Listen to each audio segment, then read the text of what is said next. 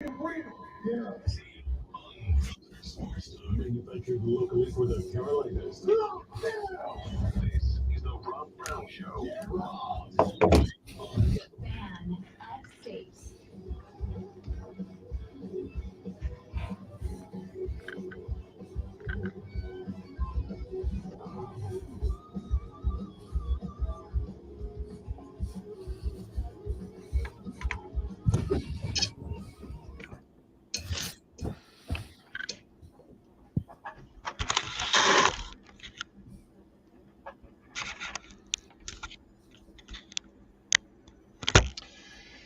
And away we go, ladies and gentlemen.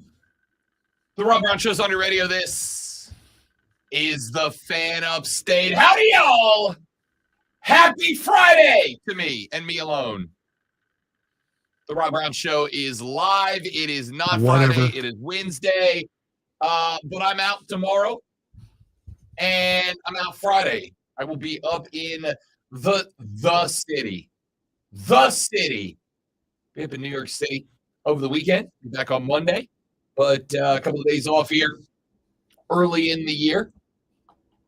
So we got to get it all out of the way today. Busy day on the radio broadcast today. Yeah, so you decided to just jam-pack everything you could into this day. Yeah, why not? It's going to be awesome. Yeah, it's going to be great. I wasn't being critical a little bit. I mean, it's hard for a person like me who's obviously lazy, doesn't like to do any work, to prepare for a day like this. I might need a nap afterwards. I mean, I try to take one most days. So I'm for it. You don't have to argue with me. Yes, we do have a busy day. Coming up on the show today. Next segment, I give you my final four. Predominantly because, again, I won't be here tomorrow.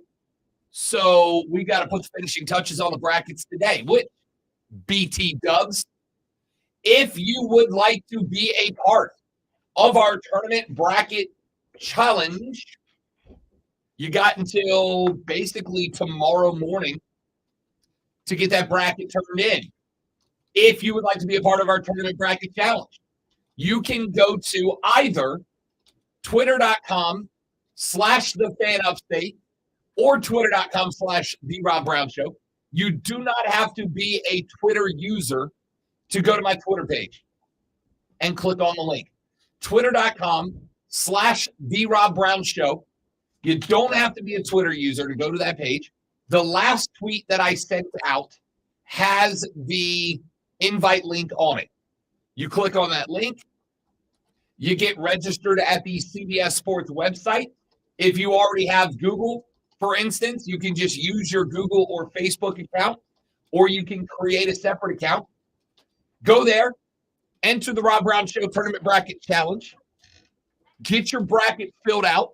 Submit the bracket before the tip of the first game tomorrow. When you do, you will be answered. If you don't want to go about it that direction, there is another way to do it.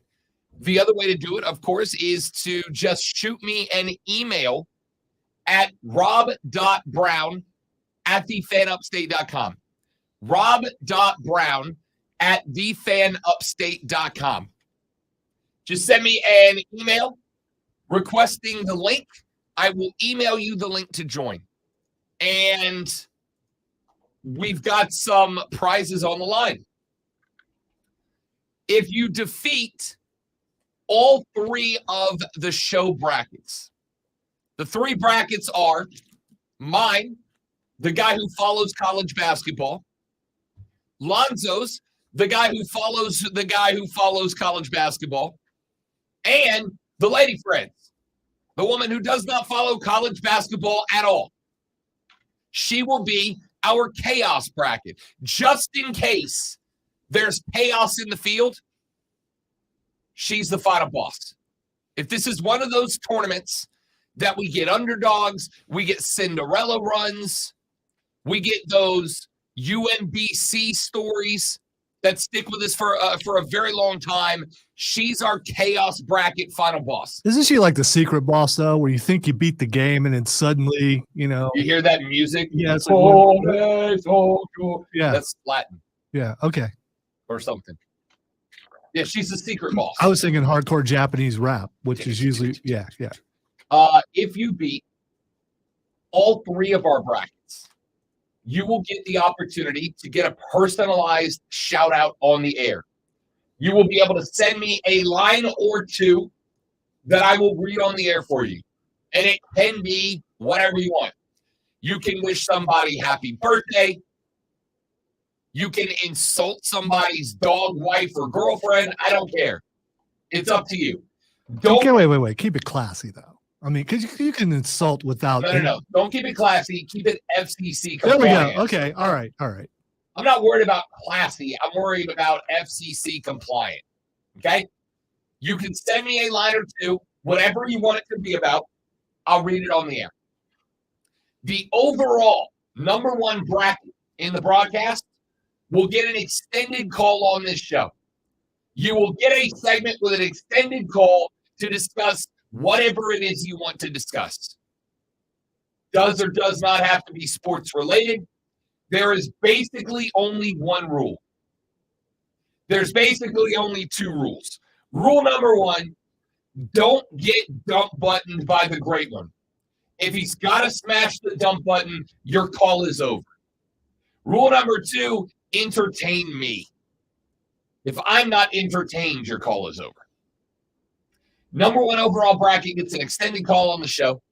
Everybody who beats my bracket, Lonzo's bracket, and the Chaos bracket, supplied by the lady friend, if you take down all 3 brackets, you get a personalized shout out on the show. 1 or 2 lines, anything you want. That's FCC compliant. Pretty simple, pretty straightforward. If you would like to be a part of the Rob Brown Show Bracket Challenge, there are ways to do it. Go to twitter.com/The Rob Brown Show and click on the link, or shoot me an email to rob.brown@thefanupstate.com. rob.brown@thefanupstate.com, and I will send you an email with the invite link in it. Already got 3 so far.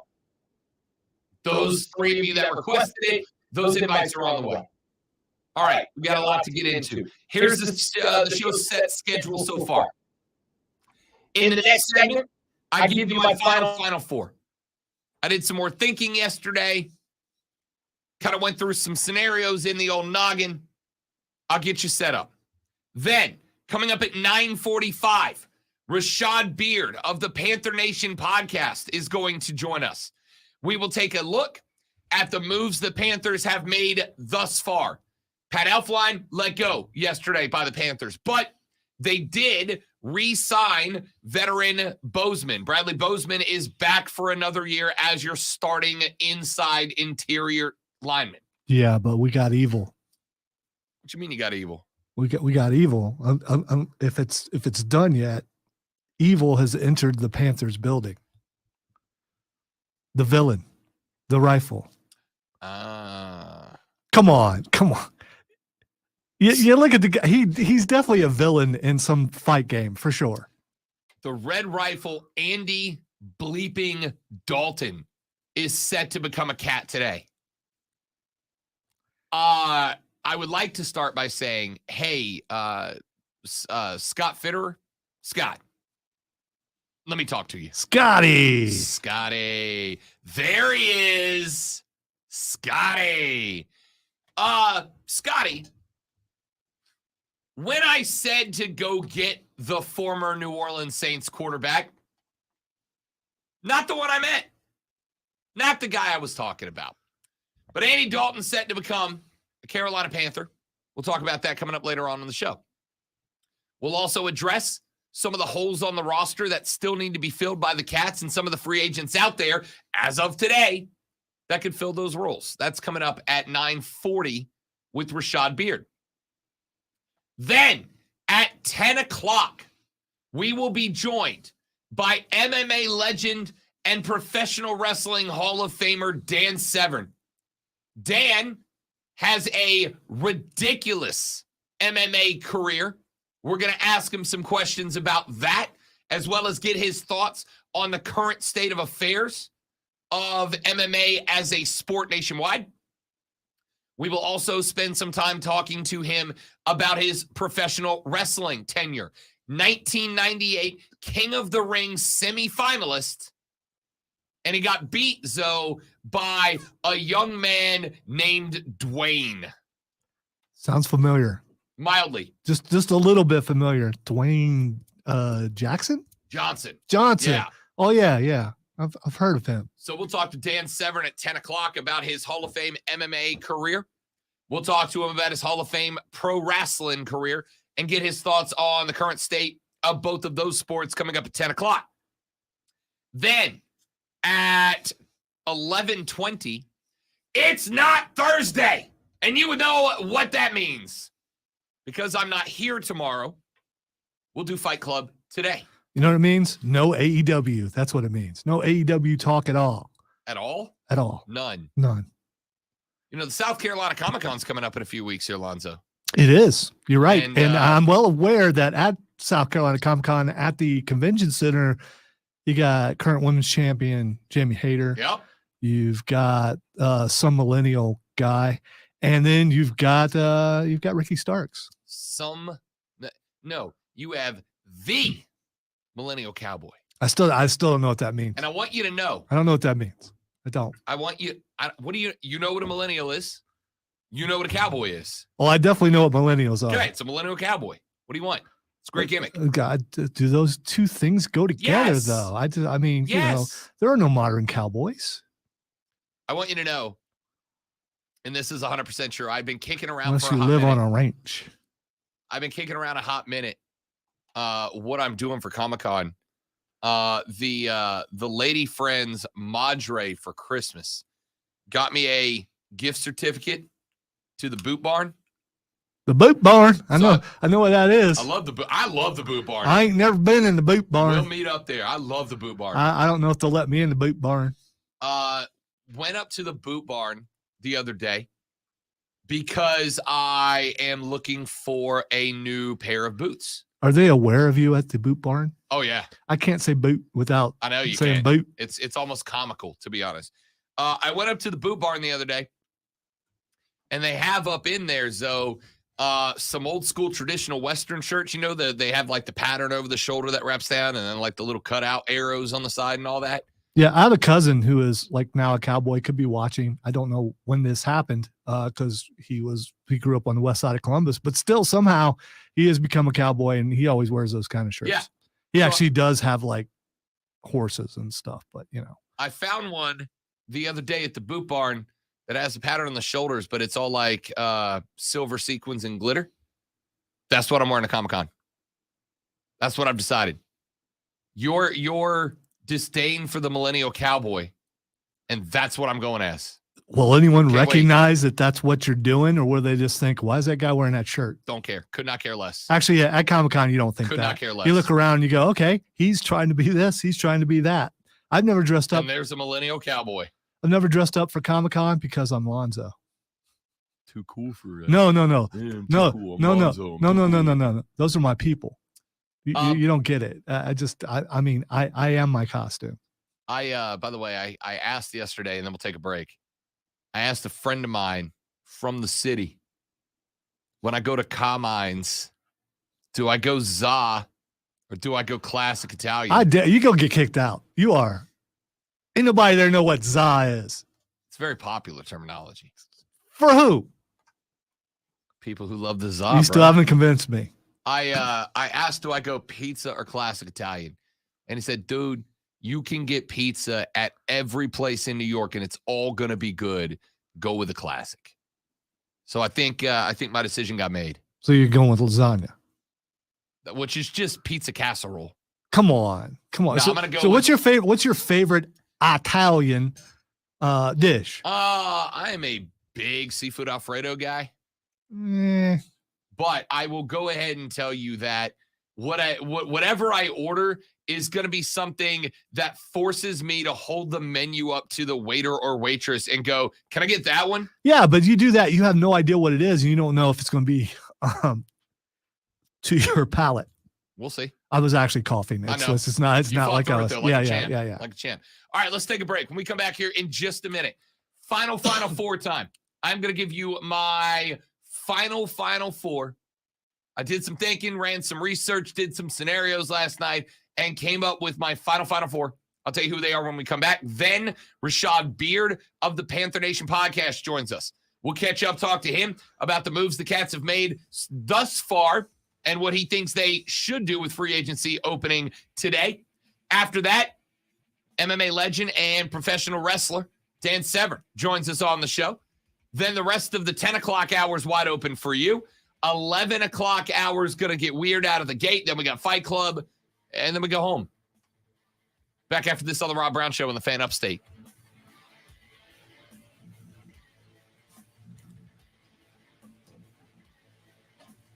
All right. Get the restroom, people. I will be ready. Don't miss me too much. We just saw a booty shot. You're welcome. Usually you got to pay extra for that. Please welcome special guest host Carlos Ortiz. And now, guest host Carlos with the K, Carlos Ortiz. Pinch hitting today, here's special guest host Carlos with the K, Carlos Ortiz. Meteorologist Michael here on the fan. Let's see. Right now it's 38. I like to be active, and as you get older, I know it because I am older. You're more prone to injury, and I could not get rid of the pain. QC Kinetics patient Diane Richardson talking about how a hiking injury left her in awful pain. No one wants to live in pain. I certainly don't want to live in pain. I don't have time for pain. Diane had heard about regenerative medicine, so she called QC Kinetics and started treatment right away. And the results were incredible. I couldn't believe it. I honestly was skeptical, but the pain went from a 10 to a 0. QC Kinetics is the nation's leader in using natural biologics, healing properties from your own body to restore and repair damaged joint tissue. There's no surgery, no drugs, and no downtime. The result was phenomenal. I mean, I was not feeling any pain. I'm able to do everything that I want to do. If you have pain from arthritis or injury, this may be the solution you're looking for. Call QC Kinetics now for a free consultation. It was a game changer. Call QC Kinetics, 864-448-3772. That's 864-448-3772. 864-448-3772. I studied Spanish in college and never got fluent. But then I tried Babbel.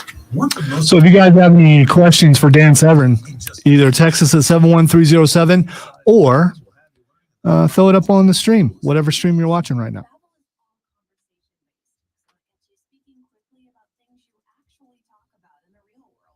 You'll really see a difference in how you can speak and how conversational you can be in just a few weeks. Babbel isn't just lessons. You can listen to podcasts, play games, watch videos. You can even take live online classes with a language teacher. There are so many ways to learn with Babbel. The lessons online and in the app make it easy to learn from pretty much anywhere. University studies have shown that using Babbel for 15 hours is equivalent to a semester of college Spanish. If you want to learn a new language, there's no better way So, than Babbel. not sure if there are any gamers in the audience right now, but the Kentucky Fried Chicken, go buy the Double Down and get the Diablo 4 beta for free. Code actually works. I got my code. So, I mean, if you want to get the code without, ordering the game yet, which I'm going to do, in June, you get the Double Down, you get the code. It actually works.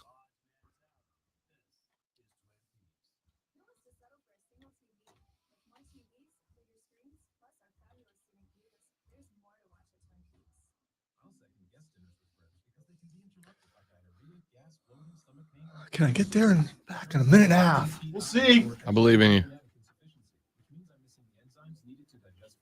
My doctor prescribed Creon, pancreatic, an oral prescription medication that replaces pancreatic digestive enzymes. Creon treats EPI due to cystic fibrosis, chronic pancreatitis, pancreatectomy, or other conditions. Creon may increase your chance of fibrosing colonopathy, a rare bowel disorder. Tell your doctor if you have a history of intestinal blockage or scarring or thickening of your bowel wall. If you're allergic to pork or if you have gout, kidney problems, or worsening of painful swollen joints. Call your doctor. I love it, Luke. Little chaos bracket. Nothing wrong with a little chaos bracket. Take Creon as directed by your doctor and always include. Do not check out- By the way, and I need to say this on the air, one bracket.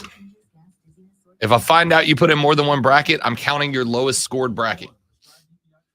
Why do you need more than one?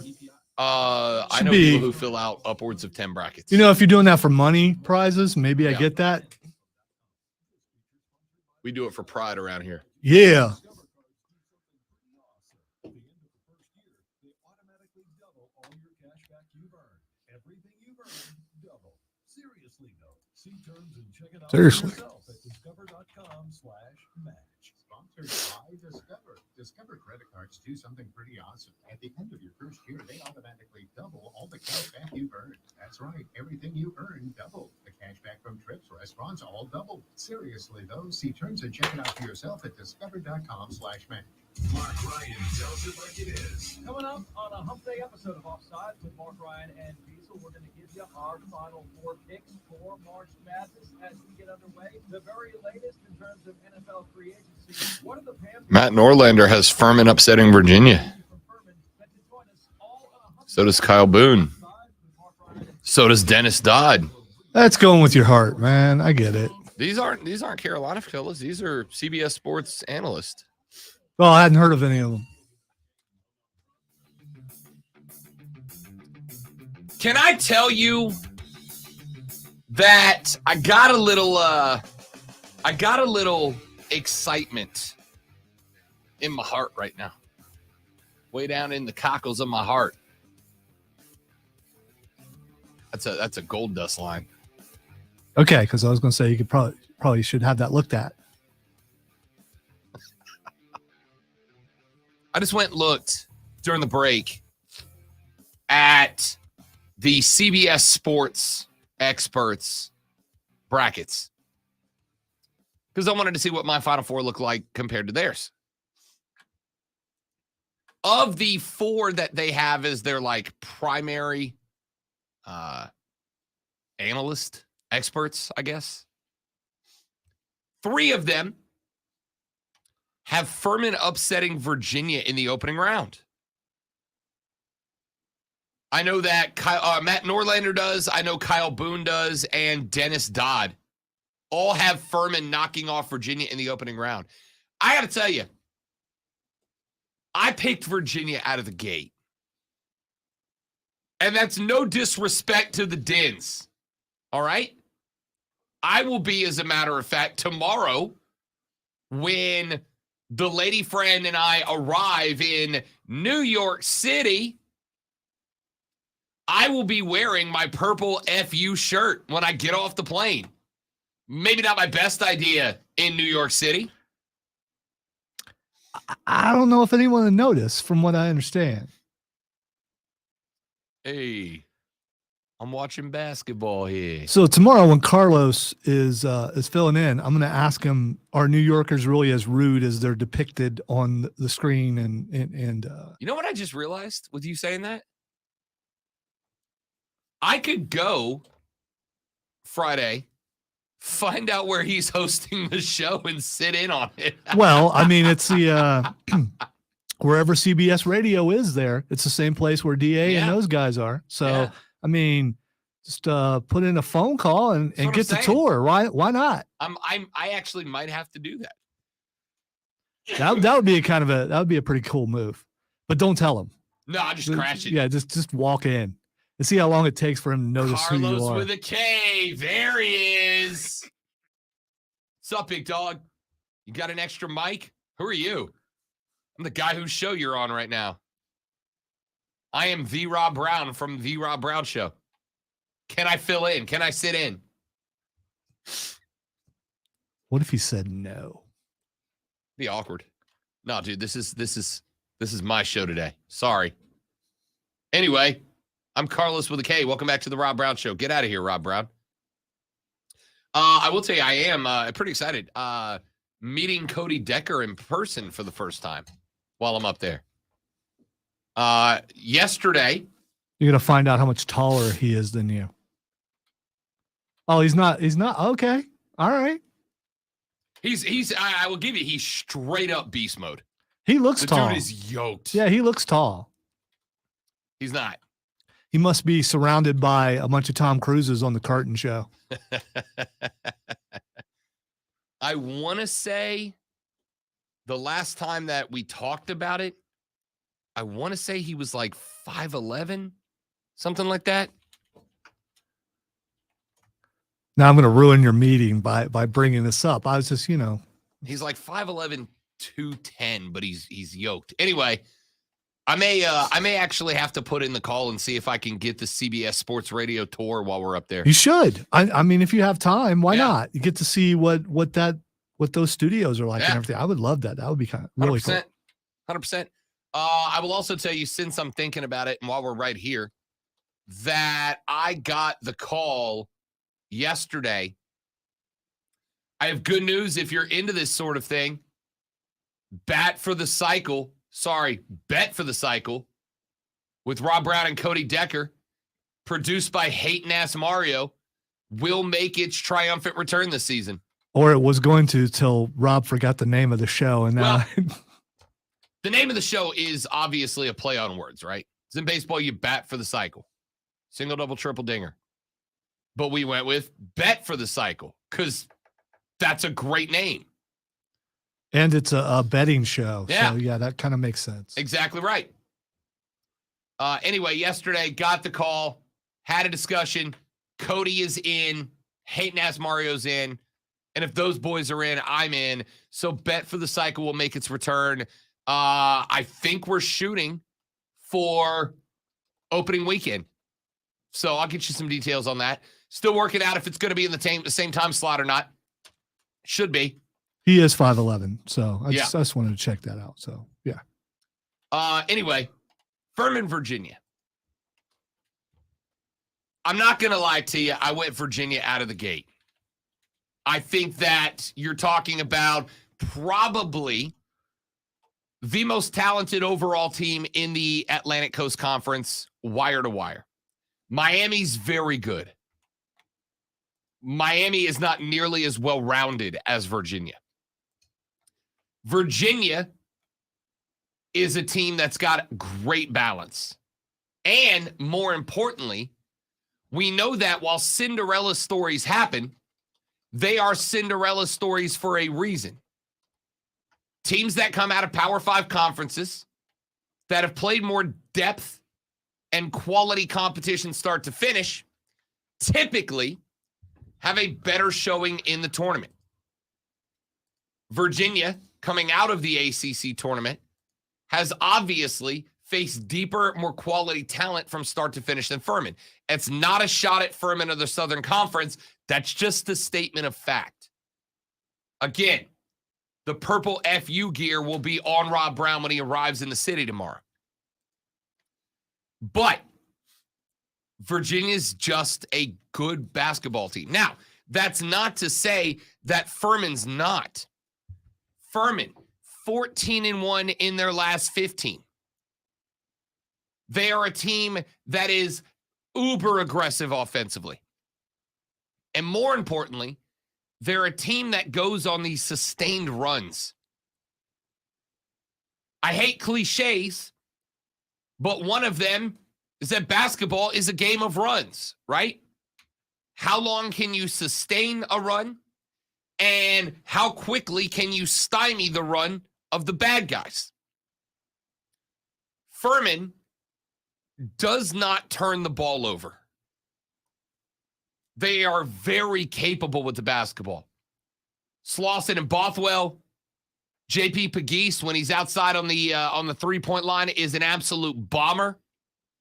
And Furman goes surprisingly deep off the bench for a second-tier team, for a mid-major team.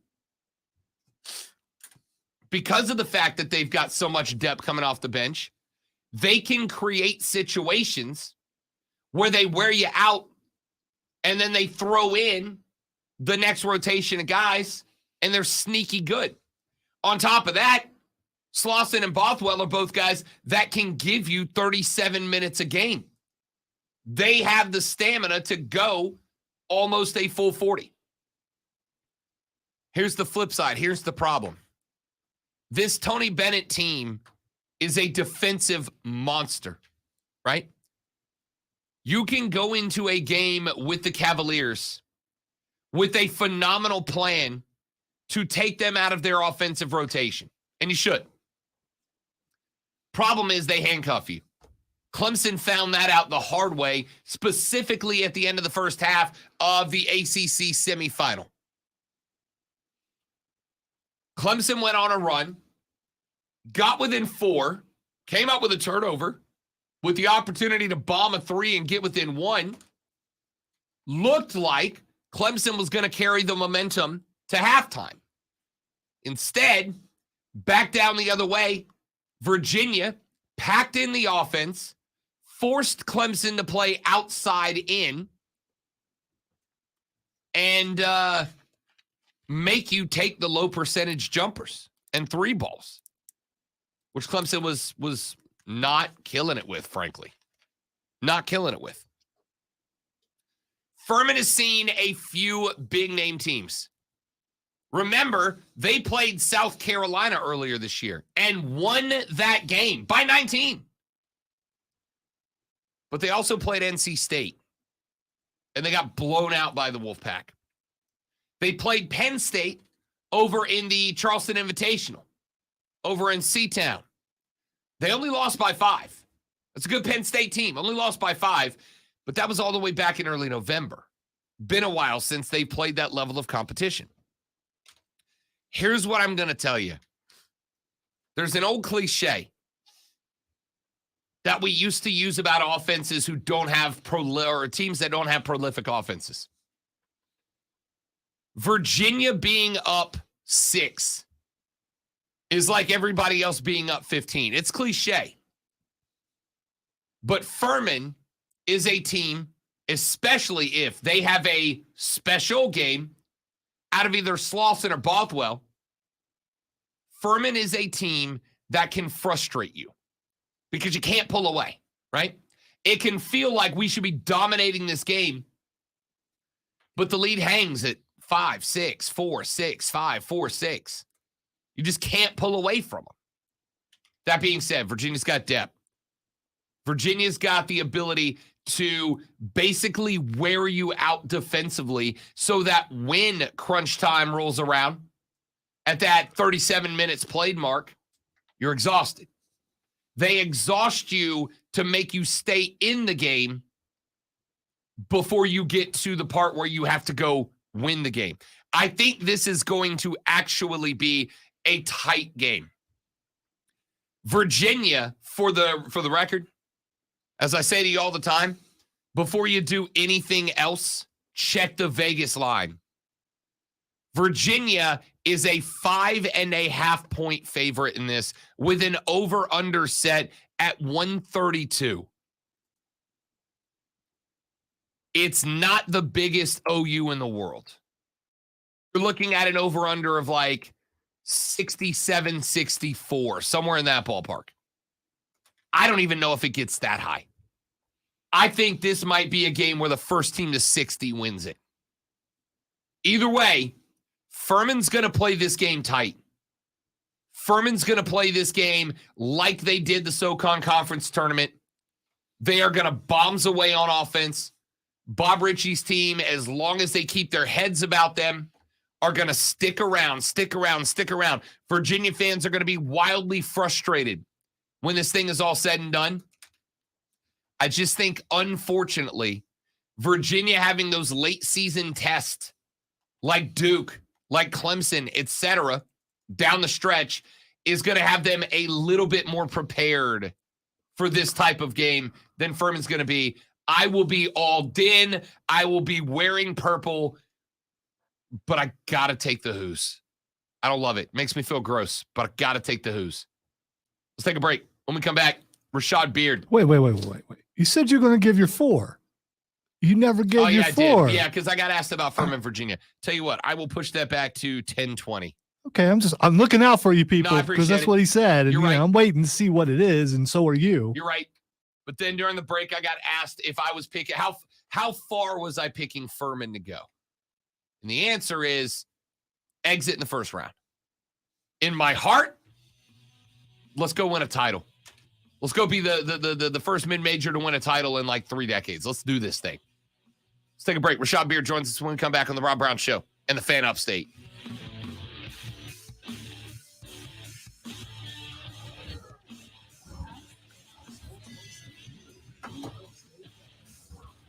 I try, man, especially you guys that are playing along with us. They want to know what his 4 is and no.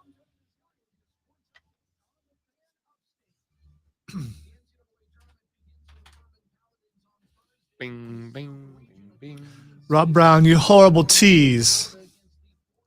What a tease.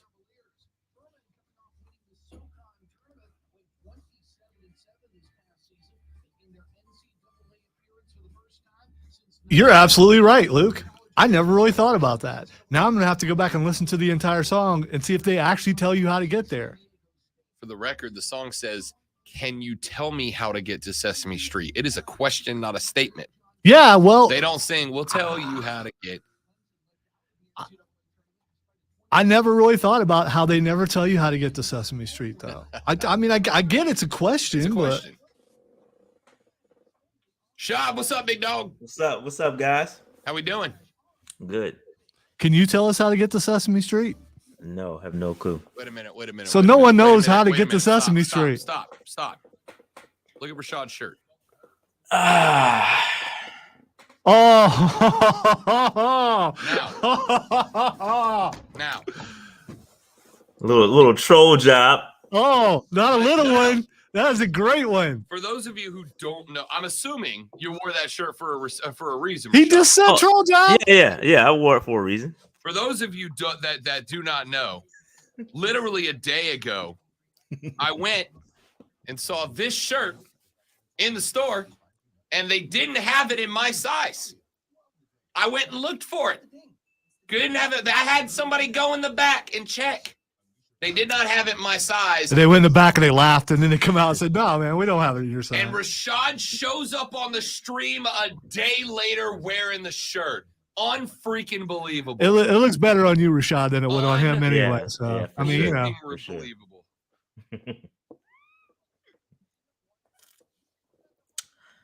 he's hurt. Yeah, Look at him. You got him. You got him good. Sorry, man. No, What- you made. what- Listen, you made the right decision. I respect the decision. I had to go find it. When I saw it, I was like, man, I have that shirt. It's been a little while since I worn it, but I have it somewhere. So I had to go. Oh, so I he had to didn't go go to out the- and buy it. He already had it. Oh no, I had it. I've had this for couple years now. But I had to go find it. Listen, I respect the decision. That was the right call to wear the shirt today. But also, what the hell, dude? What the hell? I need a minute. I feel bad that I didn't catch that right away. That's why I sat back. Yeah, I know what you did. I'm like, oh. You notice he didn't say what size they didn't have. I'm just, Yeah, I was gonna say I was gonna Yeah. ask him what size, but I figured since he didn't say it, I didn't want to push it. I didn't want to push the issue. He needs to embrace where he is. I'm going for the 3X. I don't care. I'm a big guy. I can fit in a 2X, but the 2X is I have a long torso. I know it sounds like an excuse, but the 3X will reach the torso. He's going to tell you that he's probably in a large. Me? Yeah. I'm an XL. Uh-huh. They only I'll had go it in check. large. I'll go check the store, man. I'll go check the ones around here. Maybe they'll have it. I'll do you a favor. Unbelievable. I took every one of them shirts. I checked the tag on all of them. I sent a lady to the back. I'm like, please tell me y'all have this in an XL. She's like, let me go look. She came back like 3 minutes later. She's like, I'm sorry.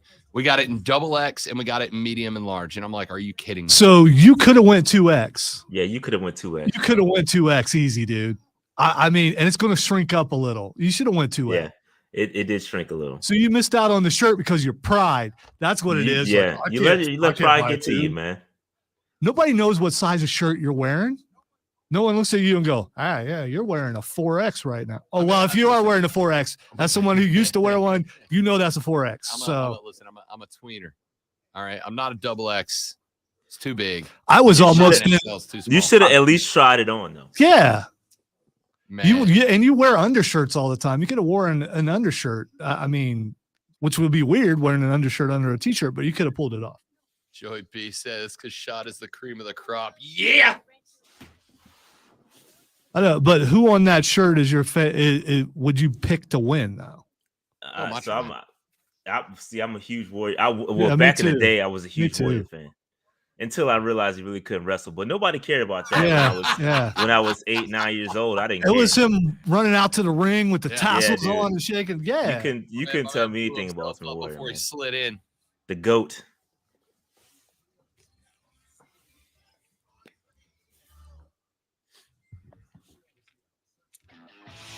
I just want to say it's good to be noticed. Like, it feels good to be seen. Except like this, all right? So if you follow me on Twitter, you saw that a couple of nights ago, I posted a tweet, a very disappointed tweet, because I was at the store. I was doing a little clothes shopping before the trip up to New York City this weekend. And I came across a WrestleMania 6 shirt featuring the Ultimate Warrior, the Macho Man Randy Savage, Bret the Hitman Hart, and others, Roddy Piper, Big Boss Man, etc. All the matches from WrestleMania 6.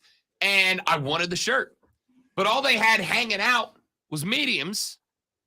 So then I was like, hey, can you go check, see if you got this in an XL? The lady's like, yeah, hang on. She comes back out. She's like, I'm really sorry. I've only got it in 2X and large, which I'm neither. I'm right in the middle. I'm an XL. All right.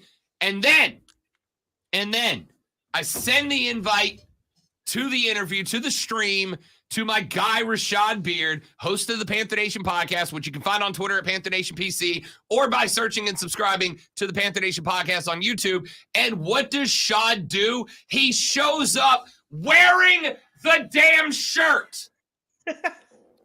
It's good to know that my Twitter feed is seen, that people see it, that I'm out there. But what a hell of a troll job from Rashad Beard. What's up, dude? I got to be honest with you. It was the shirt, not that you posted. The shirt caught my eye. And I was like, oh, Rob posted that. And I have that shirt, and I'm going to be on the show tomorrow. So I might as well, throw it on. That's all. It's pure coincidence. Yeah. It was fashion for the day. I'm curious, though, now that Rashad is wearing the shirt and wearing it well, can you wear the shirt? If you had a chance, can you wear that shirt now? Oh, yeah, I can wear the shirt. Okay. All right. Because if I see someone else wearing a t-shirt, unless it's game something, I'm not wearing it. I'm not doing that. I would kill in that shirt.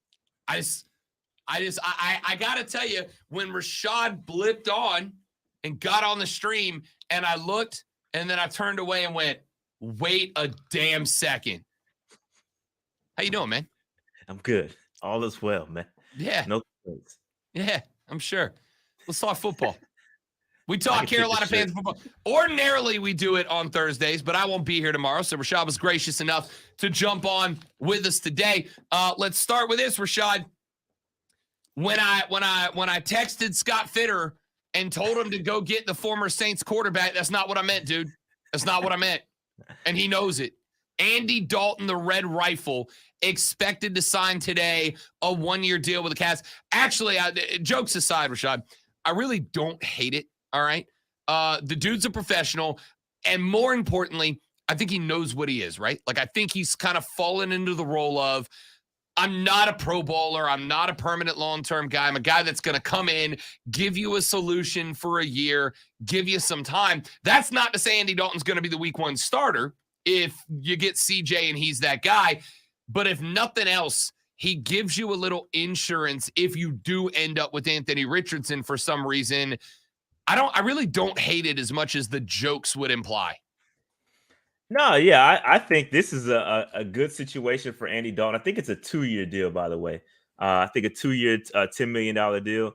But I think this is a good situation for Carolina and Andy Dalton. I think he gets to come in here and potentially be the mentor. Like you said, a backup. He knows his position. The biggest thing on for Carson Wentz, the biggest knock on him was that he doesn't want to sit the bench. He doesn't want to ride the pine, right? So you get a guy that knows his role and shuts his mouth, right? And he's good to go. And I think that's what you got in Andy Dalton. He's a serviceable guy. I think a lot of people are upset because you see Andy Dalton and you think he's going to be the day one starter. The Panthers Twitter was not really necessarily happy about this.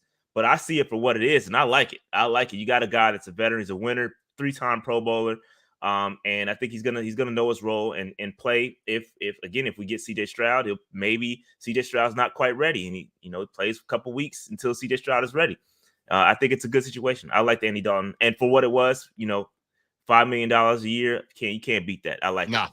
I agree with you. I'm waiting to see you ask Rashad what he thinks about your opinion of what quarterback they're going to take. Oh, don't worry. We're coming to that. Okay. Because I'm going to sit back and watch. We're nowhere near done. We got 10 minutes left with Rashad Beard of the Panther Nation podcast. Dalton, to me, I don't know about you. When Sam Darnold signed with San Francisco, Rashad, I was genuinely happy for him, right? Like I am, because I think that I am still willing, maybe it's foolish, maybe it's not, I don't know.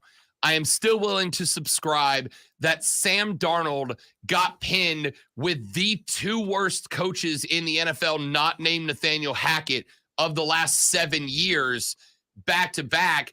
He is now going with probably the most quarterback-friendly head coach in the NFL. Now, that's not to say he's even going to see the field for the 49ers, but what I loved about Darnold was no matter what crap happened to him during the Matt Rule tenure and through the short Steve Wilkes era, he was always a professional. He seemed to always have his heart in it. You got the best out of him.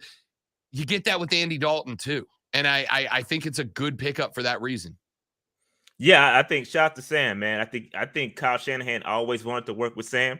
And so I think that's good. It's a good look for Sam. He gets to go over there and be with Christian McCaffrey again. So shout out to Sam Darnold. But with Andy, yeah, I think you get a professional. Again, the biggest thing with getting a backup, and it's knowing his role. You don't want a guy's going to complain about holding the clipboard and having an earpiece in. Like, you want a guy's really going to embrace that role of helping a young guy develop. And I think that's what Andy Dalton's going to provide. And like I said, he's three-time Pro Bowler, and he's solid. Lonzo, we get to do something we've never done with Rashad on the air before. Can you get the glass, please? We have right now, and you may or may not have seen this shot, but Ann Rappaport dropping some breaking news on us. What happened? Breaking news brought to you by our friends at BetQL. Be a better, be smarter, beat the books with BetQL. Grab that BetQL app and make sure you listen to Bet for the Cycle, the best baseball gambling show in the game with yours truly and Cody Decker, starting Saturdays during the baseball season. Rappaport dropping less than 4 minutes ago, Rashad, that the Panthers are expected to sign former Bengals tight end and first-round pick Hayden Hurst to a contract. Let me just go ahead and tell you, big double thumbs up to that move. Oh, yeah, I like that. I just saw it too, but I'm a big fan of that. We need a tight end. I think that, you have to. So I did the study. I've been working on this study talking about surrounding your youthful quarterback. You draft the number 1 overall pick in the top 10. And I've gone back since 2010 and I've assessed like the skill positions of guys taken in the top 10. Typically, there's only been 3 guys that have had winning seasons that have drafted in the top 10 since 2010. All right, and that's Andy Luck, Tua, and Robert Griffin III. And Robert Griffin III had the best, and he had the best year 1 of any rookie quarterback since that time, right? And he was surrounded by really, really good talent. Santana Moss, Pierre Garçon, they had Alfred Morris at the time, and they were able to succeed. So if you want your rookie quarterback to come out in year 1 and succeed, you have to surround him with talent. And I think that Hayden Hurst pickup, this guy, Hayden Hurst is it's a good tight end. And we've been lacking that here in Carolina. Ian Thomas is not it. Tommy Tremble, I think, is developing, but Hayden Hurst is legit. Yeah, Hayden Hurst is ready, and he's ready now. We've seen him do it through the whole career, and you add a Pro Bowl caliber tight end, which means that the next question is that of replacing DJ Moore, who is now a Chicago Bear. Listen, didn't love that move, but if you truly believe that the guy you're going to draft likely at number 1 is the dude, that's what it took. It was 3 first-round picks. It was this year's, next year's, and DJ Moore represents one of those first-round picks. But you got to go find another guy now. You'd love to be able to say you're just going to hit on one in the draft, but we know you're going QB1. When you get to 39th overall, the second-round pick you got from San Francisco for Christian McCaffrey, I think that most of the guys that are going to be considered the definite hitters, the Njigbas of the world, probably gone at that point. What's the move here? Do you go get a McCole Hardman that Kansas City let go? Is this a free agent spot to make sure that whoever the QB1 is next year has a definitive number 1 wide receiver? Yeah, I think that is the biggest thing I'm concerned about right now is who is going to be wide receiver 1. Right now, we can place our bets on whether, Terrace Marshall is going to take that jump to, and be a number 1 wide receiver. I don't know. He took a huge jump once the other guy left. And so I think keep an eye on Terrace Marshall. But I do think we need that other guy. And so we are hosting Adam Thielen today. He's coming in to visit. So that could be, personally, I wouldn't let him leave Charlotte. I don't think he's in his prime, right? He's lost a step. He's 32 years old, but you throw him in the slot and he's going to do some damage. So I would love to sign Adam Thielen, but I still think we're missing that number one guy. May not be able to get in the draft, like you said, in Jig, but those guys are going to be just out of our range. Maybe you can hope that one falls in the draft. I would keep an eye on the Panthers making a potential trade to land a guy. I think that's the only way you could really think about us getting a wide receiver one. Maybe they take a call for D-Hop. I'm not saying that's going to happen, but I think that's the kind of move I'm looking for the Carolina Panthers to make. All right, let's all watch Rashad's face when I throw this at him. Lonzo's been waiting for this minute. Rashad, you're sitting at number one overall. The smoke right now is that it's CJ Stroud or it's Anthony Richardson. Those are the two guys. Those are 1-2 on the board. Lonzo, his head exploded when I suggested that a possibility was to recoup some of what you gave up by dropping back either one spot to number 2. Hey, Houston, here's the deal. We're going to take a quarterback. We'll let you have pick of the litter. You can have one of the two guys you want, Young or Stroud, whoever it is, if you want to move up a spot to get them. And you can get maybe one of those second rounders you had to give up back. Or if you got real big brass ones and you want to make a big move, you call Indianapolis. You go, you guys can have number 1. You're going to guarantee yourself Stroud or Young, which you have to be in the top 2 to get. We'll drop back to 4. Bank on Arizona not trading out of 3. There's no indication that they want to do that yet. And get Anthony Richardson at 4. And you can probably get a haul out of the Indianapolis Colts if you're willing to make that move. Any possibility of that being a likelihood on draft day? I mean, this is the cool thing about what the Carolina Panthers did is because they literally control their own destiny, right? They can either take the guy they want in Stroud, which is probably what I would do, but at the same time, you can listen to those offers. And I think you making that trade up, you kind of know what you're gonna do. Like you had to have envisioned somebody in mind when you make that trade. You said, I'm giving away DJ Moore, I'm drafting these, or I'm sending these draft picks away. You got a guy in mind that you want to take. However, during that draft process, you hear maybe that Houston wants the other guy that you thought they wanted Bryce and you wanted Stroud, and that's the way it's gonna flow. Then I would be open to it, but you have to be 1,000% certain that the guy you essentially traded up for is gonna be there at number 2 or wherever you trade back. Without that assurance, I'm going number 1 overall, taking CJ Stroud. All right, you didn't see what he did, or you didn't hear what he did there. He said Richardson or CJ Stroud. He snuck that in there because he has mentioned that the Panthers could go up and take Richardson. I have heard. Nah, I don't think that's going to happen. I don't. For the record, he just slipped that in there and it just kept going. Stop misrepresenting me. What I said was the Panthers have 2 guys that seem to be the guys. It's either CJ Stroud or Anthony Richardson. The point I'm making is I have not heard a word about Bryce Young being the dude in Charlotte so far. He's short. Whatever the reason, they may not want him. All right. And if that's the case, I still think you could drop back 2 as far as 4 if Richardson is the dude and still get that guy, which allows you to get some stuff back. All I'm saying, Rashad, is it's a possibility. I think anything is possible, but I don't think you trade up all the way up to 1 with Richardson in my opinion. I don't think that's going to happen. And again, I'm not about to sit here and chase headlines about who's going to be the guy because I've heard everybody. I've heard the owner likes Young and Wright likes Stroud, and I'm not doing that. I like a guy that I like. I tweeted this out the other day.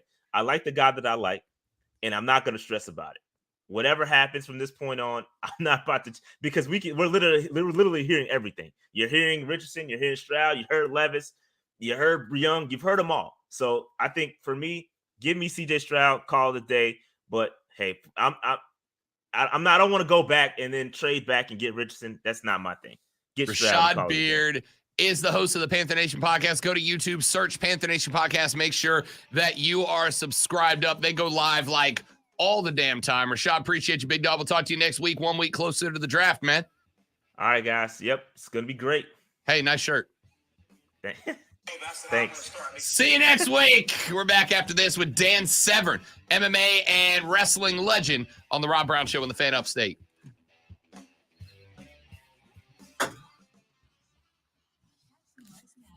All right, guys, I'm going to take us to break until we get Dan in here. We will be right back.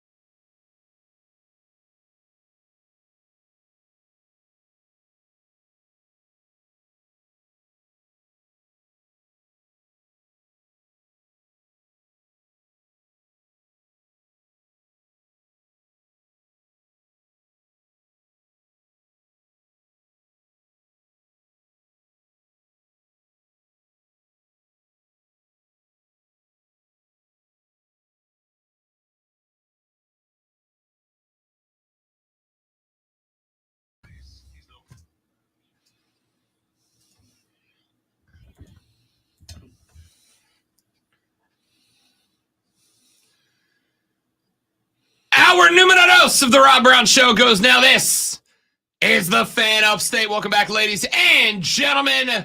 Great to have you along for the ride. Happy Wednesday. My Friday. Out tomorrow and Friday. Tomorrow, Carlos with a K will be joining you. He'll be hosting from 9 to 11. At 11, we will kick it over to a very special edition of Offsides with Mark Ryan, as he will take you up to pregame of the Furman Paladins taking on the Virginia Cavaliers in an opening round matchup of the 2023 NCAA March Madness Tournament. You will be able to hear that game and many more right here on the Fan Upstate. So Carlos with a K with you for tomorrow from 9 to 11.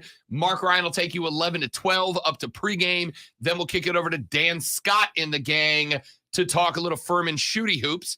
Then on Friday, Carlos with a K will join you for the full show, 9 to noon. I'll be back on Monday. We are waiting on Dan Severn, scheduled to join us here. He will be joining us here, hopefully, fingers crossed, in just a moment on the stream. We are efforting getting him in here, and as soon as we get him, there we go. There we go. Let's go now. Let's welcome into the show an absolute legend in the MMA game. He is a NWA Hall of Famer. He is Dan Severn, joining us here on the show in preparation for SC Comic-Con coming up just a couple of weeks right here in Greenville, South Carolina. Dan, welcome to the show, young man. How you doing? Well, it sounds like you're about 2 cups of coffee ahead of me right now. About 3.5 monsters deep this early, Dan. I'm not a morning guy. Okay, yeah, well, I always tell people that I'm not a morning person either. I'll be up and I'll be functioning, but don't try to engage me in any kind of true conversation. There is no depth to me whatsoever at this point. I am the same way, and yet still ended up with a morning radio show, Dan. I just make it up as I go, buddy. Dan Severn joins us here on the Rob Brown Show with Rob and Lonzo, and I will open with this, Dan. Lonzo and I both big con guys. We love these events. We love the opportunity to get to talk with actors and actresses we've seen since our childhood, people who help build culture. And as both big MMA and professional wrestling fans, when we get names like Dan Severn showing up at these events, they're opportunities for fans to engage with artists and athletes like yourself who presented these things that we love so much. What do these cons mean for you to be able to get out there and interact with fans and kind of promote the sports that made Dan Severn Dan Severn? Well, I mean, I look at it a lot of different ways. I mean, first off, I mean, most people will be kind of taken back because whatever they saw of me, and then when they finally meet me, they're like going, a lot of times, like, are you on drugs? They keep you so mellowed out here right now. They're like, because they can't believe how nice and how calm I am of the demeanor, and yet they have seen me in the cage for the Ultimate Fighting Championships, and you name the organization when No Holds Barred first broke. I mean, I worked for anybody and everybody at that point in time, and when you look at some of the bragging points, I mean, the sheer fact is there's only 4 men in the world that have over 100 cage fights. I'm one of those 4. There's only 3 men that have over 100 victories. I'm one of the 3. But the ironic part is I faced the other 3. I defeated the other 3. Closest one to my age is 12 years my junior, the closest one. And then when you look at the fact that I've only done 2 training camps, 2 in a 20-year career, and then slap on the aspect of being lifetime chemical free. When you talk about just the one industry of professional wrestling, that's almost like taboo. But then throw that into, again, the no holds barred era, because there were a lot of athletes that were utilizing it at that point. Then you look at an organization where you had Pride, for example. They literally wanted to have Godzilla versus Mothra back in the day. So, so again, I was quite an anomaly in a couple different industries. I'm from Columbus, Ohio, and the high school I went to, wrestling was it. So if you got your name up on the board and you were going to be one of the guys, you were it in high school. What was it like bringing wrestling into mixed martial arts, and how long did it take for the other guys to adjust to that style? Well, Lonzo, let me touch on one thing because some of your listeners may not understand that.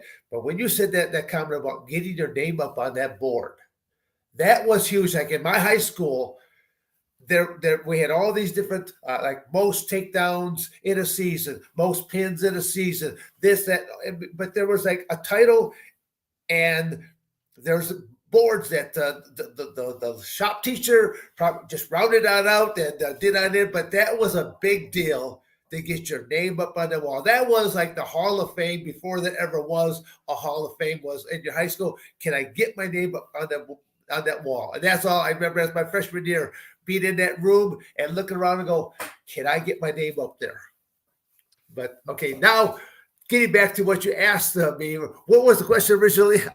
I kind of digressed and went off into chased a different rabbit here. No, it's okay, because Rob didn't wrestle, so he doesn't. I'm not saying you just don't get it, Rob, but he doesn't get it. I mean, it really was a big deal to be up on that wall. But there's a fraternity amongst amateur wrestlers. There's a brotherhood like no other. When I meet another fellow wrestler, there's a bond right then and there, because there is no other sport. When you go into a practice room where you slap hands and then you go like mad dogs after each other, and then when the session comes in, slap hands again, good to go. There's no other sport like it. And I still have, even to this day, I have friendships that I had from my high school years that will last forever. Yeah, I'm not as old as you, but I'm 54. I still remember the names of almost everybody I wrestled, all the guys that were on the team with me. My son brought him to South Carolina. He wrestled, did really, really well, was like ranked 4th in the United States in wins at one point. And that's as close as I ever got to, I mean, you get in there and you watch wrestling, and if you've never done it, you just don't know what it feels like. It's an amazing thing. So my question was, what was it like to bring wrestling into mixed martial arts, and how long did it take those guys to adjust to that style? Okay, I had to start it by actually telling you a funny story then. My first UFC, I was able to get in. I don't know. I first, you got to educate the folks that are watching. Pay-per-views were not as prevalent back then as they are today. Back then, a pay-per-view, you had to go to a local movie theater in a big populated type of a city. Today, you watch it from the comfort of your sorry about that. You watch it from the comfort of your cell phone. So again, just to educate people, because again, the younger people are like, oh, that sounds so primitive, so medieval, but that was the way that opportunities present themselves. So when I go to my very first UFC, as I'm up at the registration desk, they've got 2 gals that are basically writing down all the information. My sensation was these Neanderthals that they're interviewing don't know how to write in the first place. So they're going to simply just ask you questions, and they will legibly write things out for you. So they're asking you basically your name, your date, and place of birth, and where do you hail from. And then they asked me the question, so what is your fighting style? And I had never been asked that question before. So I paused for a moment and I go, I'm an amateur wrestler. Well, they had never heard that response before. And the gal that's writing down the information, she kind of looks left and right, and then she kind of leans on in. She goes, what exactly does that do? So I kind of mocked her. I kind of left and right, and I leaned on in. I go, you might want to watch. I'm kind of making this up as I go. And literally, she starts laughing like that, like she's on candid camera. Where's the hidden camera? And I mean, literally, I only trained for 5 days, an hour and a half a day. I trained over in Lima, Ohio with Al Snow, professional wrestling trainer / a talent, Al Snow. And I mean, because a professional wrestling ring was the only thing that I could find that had some kind of a confinement. And they had one old pair of boxing gloves. And most of the time they were arguing amongst each other who had to go against me. I never threw a single punch. They would simply try to punch. I would parry. I would clinch, and then I went into wrestling mode. I would throw them around, and then I would slap on amateur wrestling techniques. Now, again, Rob,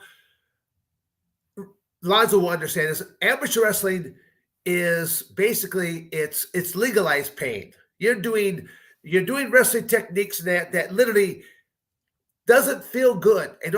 Ultimately, you want to pin your opponent. You want to put them on the back and you'll pin them against their will. So when you're throwing on chicken wings and cross faces and cradles, stuff like this, none of this stuff feels good. It's not like you're out there going coochie coochie coo and they're gonna roll over on the back and you pin them. No, you are imposing against their will, legalized pain. So that's all I did with Al and those guys. I simply slapped on amateur wrestling techniques and it's like going, but turn them illegal. And we're good to go. That was my training camp. 5 days, hour and a half. I literally wish I had some kind of video footage from that time era because people would look at that as pure gold because, again, never learned a single strike, never learned a single submission, and here I am in UFC number 4 and an 8-man tournament where you have to finish off 3 men and a 2-hour pay-per-view, the same 2-hour pay-per-view that lasts today. Dan the Beast Severn joining us here on the show. 101-19-7 record, 23 knockouts, 24 decisions, and 54 submissions. And I wanted to kind of, before we get to the professional wrestling angle, ask you about the evolution of UFC from where it was then to where it is now, because you talk about an hour and a half in a wrestling ring, didn't learn strikes, just kind of made it up as you go, versus now where these guys are living minute to minute, every single calorie they eat, every single nutrient they take. I mean, all of it is scientifically calculated. Yes. Do you think that it has made professional fighting better, worse, just different in general? When you watch UFC now, when you watch MMA now, how do you feel about the level of intensity these guys put into the training versus back when it was 4 and you might have 2 or 3 fights in the same night through a tournament? Well, I mean, yeah, it has gone on to a whole different plateau. I mean, men and women are going into training camps for 6 to 8 months out. And I mean, literally to the point that they have their own personal chef that's making all their specialized meals so they can get down to that weight class. It is quite a science. When I watch an event now, I really question some of their coaches because the sport has evolved in some aspects and in some other aspects, they have not. As I always tell people, I was a one-trick pony when I went into it. I was just a wrestler. But my mindset was simply this. If you're the striker, because that's what the 2 categories, grapplers or strikers. As a striker, you have to be within arm's reach in order to punch me. Legs range to kick, knee, elbow. I was always good about slightly staying outside of range. And the moment that whether you threw something, you're going to throw and you're going to recoil it back, or if I threw something, as simply as I threw something, came forward and shortened that distance, the moment that you threw out, you are now within arm's reach, legs reach, or whatever. And I was good about closing that distance quickly to get to a standing clinch or a takedown or jam them up against the cage wall, which is now known as close quarter combatives. I really question a lot of these coaches that they're working with them about what they're teaching. The night that, again, we'll go back a couple of years here, but Conor McGregor ended up fighting Cowboy Cerrone. And they end up getting into a clinch, and Conor McGregor punches Cowboy Cerrone with the shoulder, breaking his nose, making him bleed from the nose. The moment that happened, my cell phone exploded. I had all these people contact me, like, going, that's twice now. That's twice now I picked it up. And popular guy over here. Sorry about that. I'm just going to turn the volume right down, and we will do away with that. But when it happened, like I said, my phone exploded, and I had all these people saying, "Did Conor McGregor finally take a seminar from you?" And I go, "No." I said, "Had he done it, he would have followed up with this, and like, oh yeah, you're right, he sucks." Okay, so I mean, because I've been teaching close quarter combat because literally when I went at my first UFC, I gave a great deal of thought. I'm just a wrestler. I'm never going to win this. I've got, again, I started my career at 37 inside this cage. I started my amateur wrestling career back in 7th grade, 1969. So when you look at these, were never going to catch up to my grappling ability. But as long as I can keep them up to where I can deflect and block a couple things just to get to that clinch, I'm good to go. Because once you get to that clinch, takedown, or jammed up against that cage wall, from a striker's perspective, you've nullified 90+% of their arsenal. When you look at boxing, kickboxing, Muay Thai, they get in these clinches all the time. Their referee spends more time separating the two athletes than they actually do banging on each other. But my whole aspect was, I will get this clinch though that my skill set is just commencing. And look at, it's one of the most simplest things, because basically you take people on down and they all want to pull guard. Guard this. This is called Donkey Kong, whack-a-mole. Ground and pound was born. Very, very easy, very barbaric, but oh so effective. All you got to do is ball up your fist, much like a club, and start to bludgeon your opponent somewhere around that head, neck, and chest region. And, if you do it effectively enough, the match will be halted at that point. But there are still things that I do even now. I still don't see any of these athletes doing it. I'm like going, who is your coach? All right. So speaking of bludgeoning, I was watching some old matches last night. I didn't know that this was allowed back in early UFC. We've heard tell by a lot of people that when you, especially in professional wrestling, when you give a headbutt, you should sell it. I saw a match where you were giving headbutts, but it didn't look like it hurt you nearly as bad as it hurt the person who was receiving. So does it hurt to give successive headbutts like what I saw on a match last night? Well, the match you're probably referring to, Oleg Tatarov, the Russian Bear.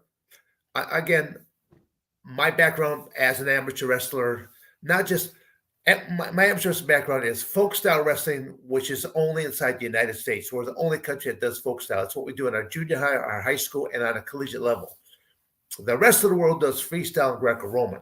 Those are the two styles that are done at the World Championships every year and every 4 years at the Olympic Games. So by the time your collegiate career comes to an end, you're basically 21, 22, and you now only have one opportunity. You've been doing folk style all your life, and now your only chances to represent the United States is freestyle or Greco.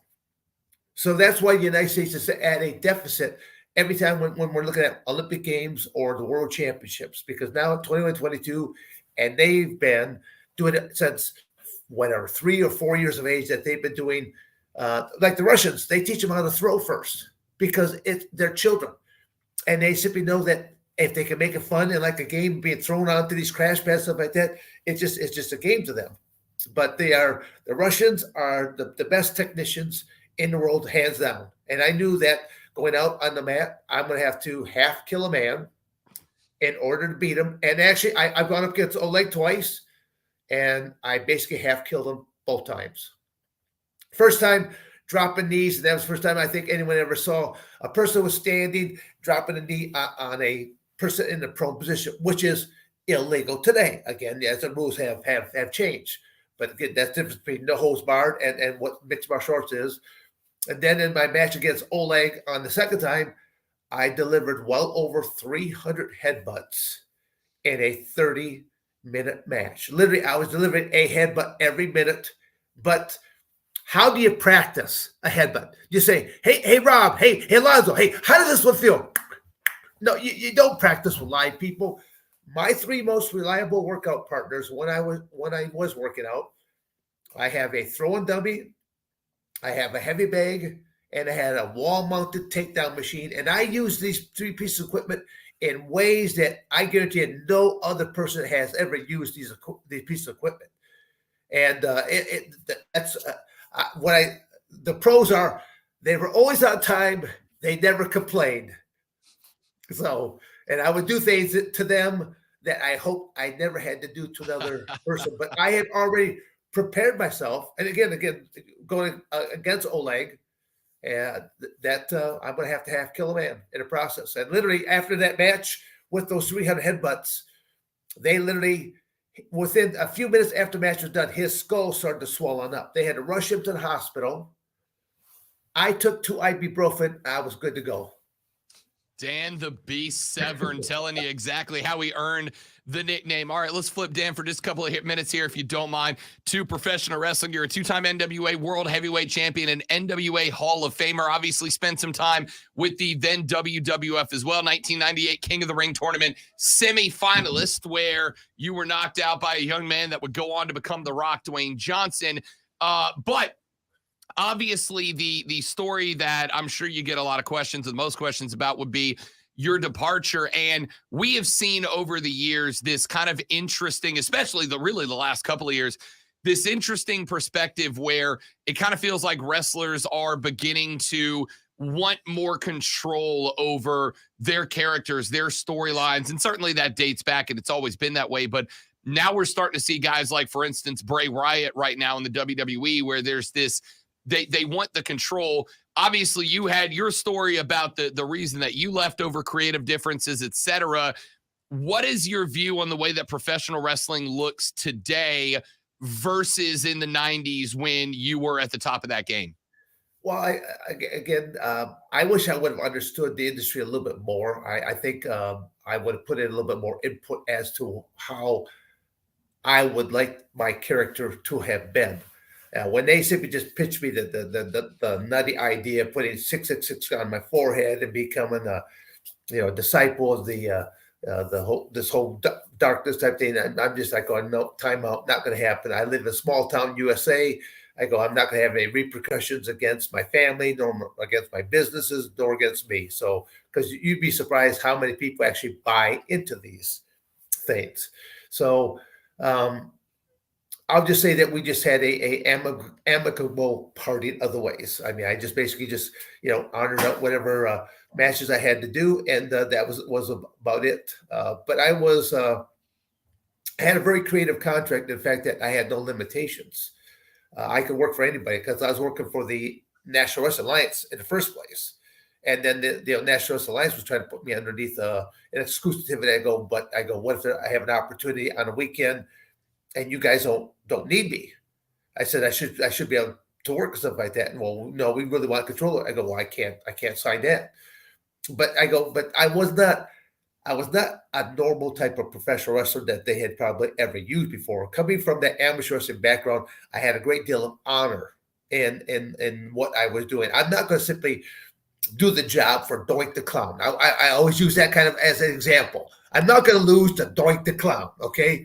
I'm going to protect myself and those type of aspects. But you do see some of the most craziest things happen in the sport of professional wrestling.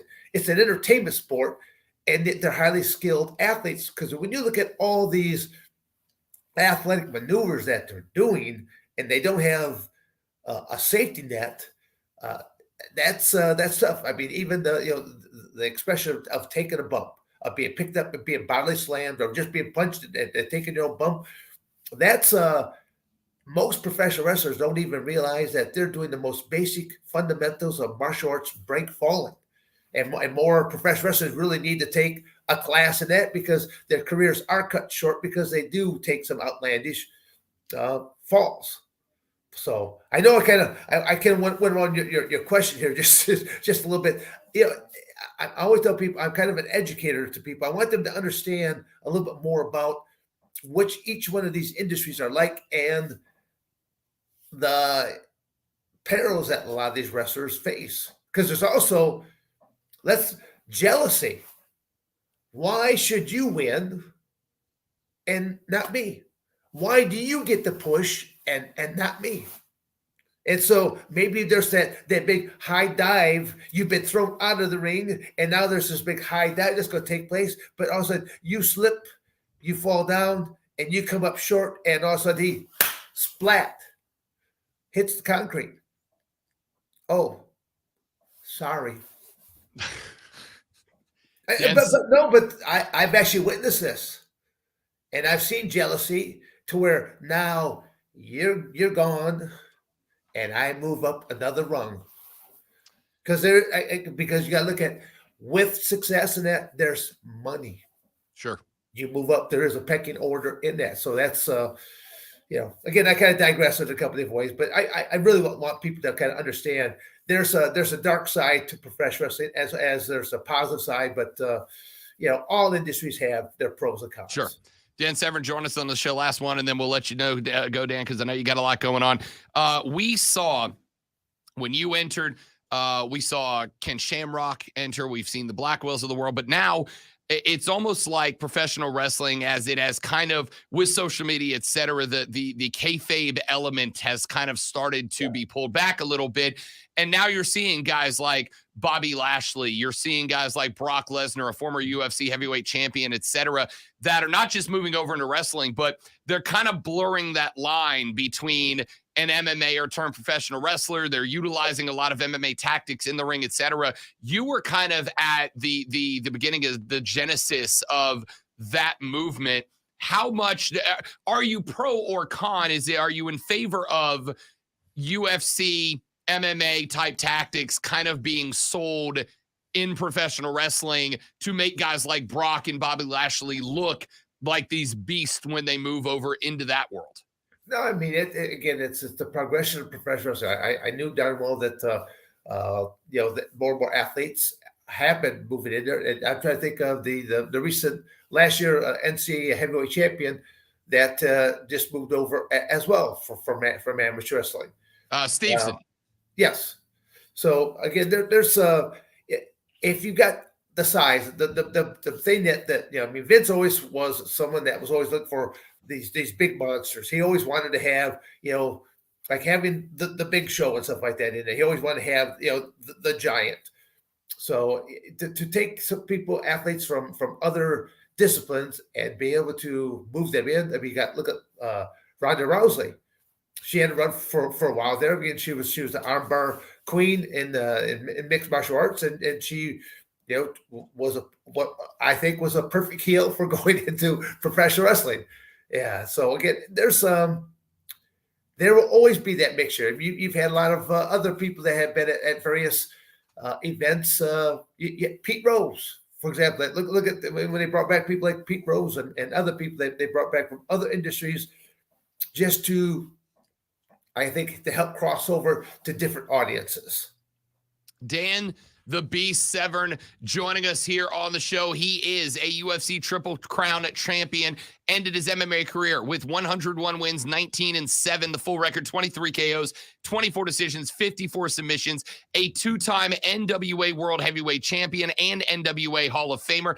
And by the way, and we'll have you maybe during Comic-Con, we'll get to talk to you again. I want some stories of the Sun-Kissed Kids when we get a second to talk about that. He will be live at South Carolina Comic-Con April 15th and 16th, just a month away. You can go to SC Comic Con and get your tickets now. Dan Severn, an honor to talk to you, buddy. So glad to have you on the show, and we will see you in mid-April, my man. Thank you, gentlemen, there for having me this morning. If anyone else wants to get in contact with me, just simply go to my website, dansevern.com. There you go. Get it hooked up. Dan, we'll talk to you at Comic-Con, man. Thank you very much. Have a great rest of your day. You as well. Thank you very much, sir. That, ladies and gentlemen, was Dan Severn, the Beast. What a talk, man. Yeah, we got to go to break, but we got stuff to talk about when we get back. We got to. Though. I don't want to. I would love to just stay here, but we do have to take a break. We'll recap some of that and get you some more sports talk down the line on the Rob Brown Show and the Fan Upstate. QC. All right, guys, got a live read. We will be right back. Don't go anywhere.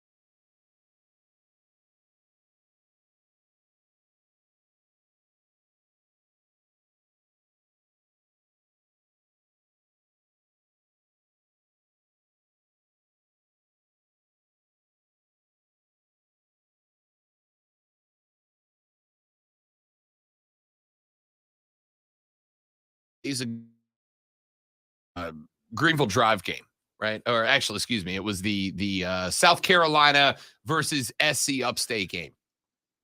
So for those of you who don't know, I'm one of the two on the field MCs for the Greenville Drive, and they had me working that game.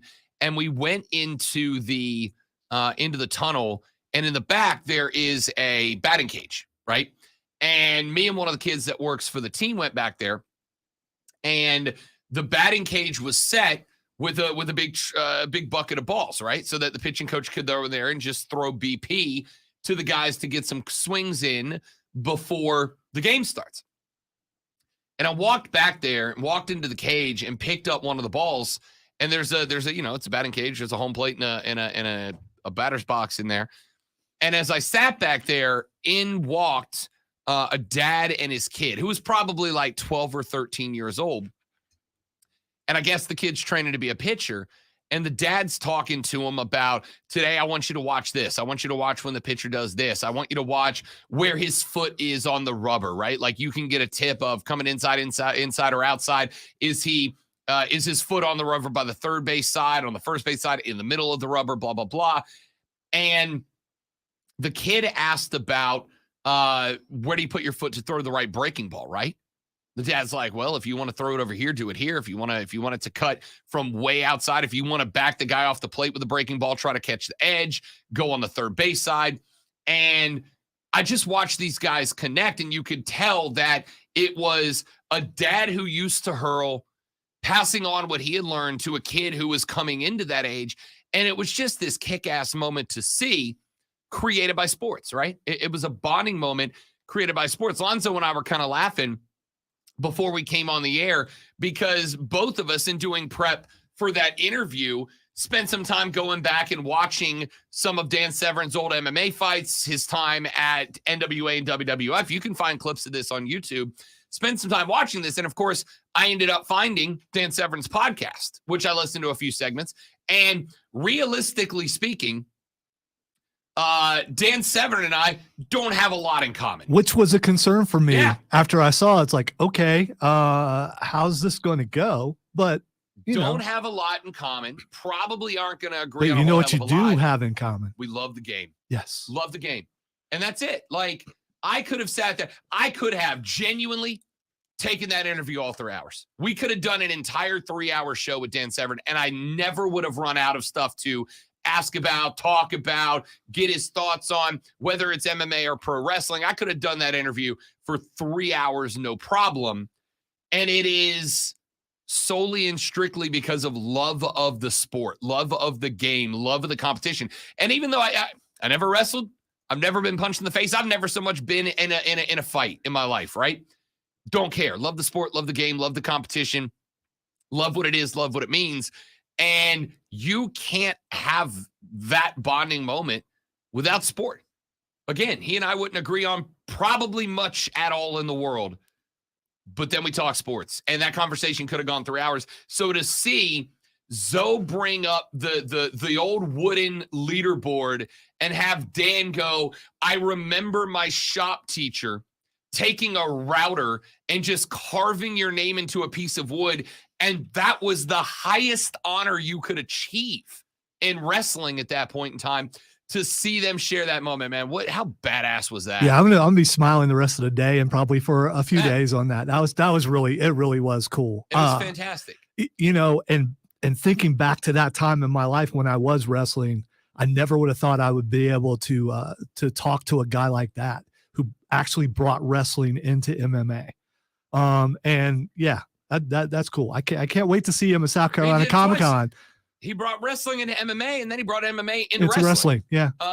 Again, like, I'm not saying that we'd have never had a Brock Lesnar or a Bobby Lashley or any of these guys and gals, Ronda Rousey, who make the bleed over from MMA into pro wrestling and then become larger than life characters. But without him, Shamrock, and Blackwell, I don't know that does or does not happen. Maybe they never decide that that's a good transition.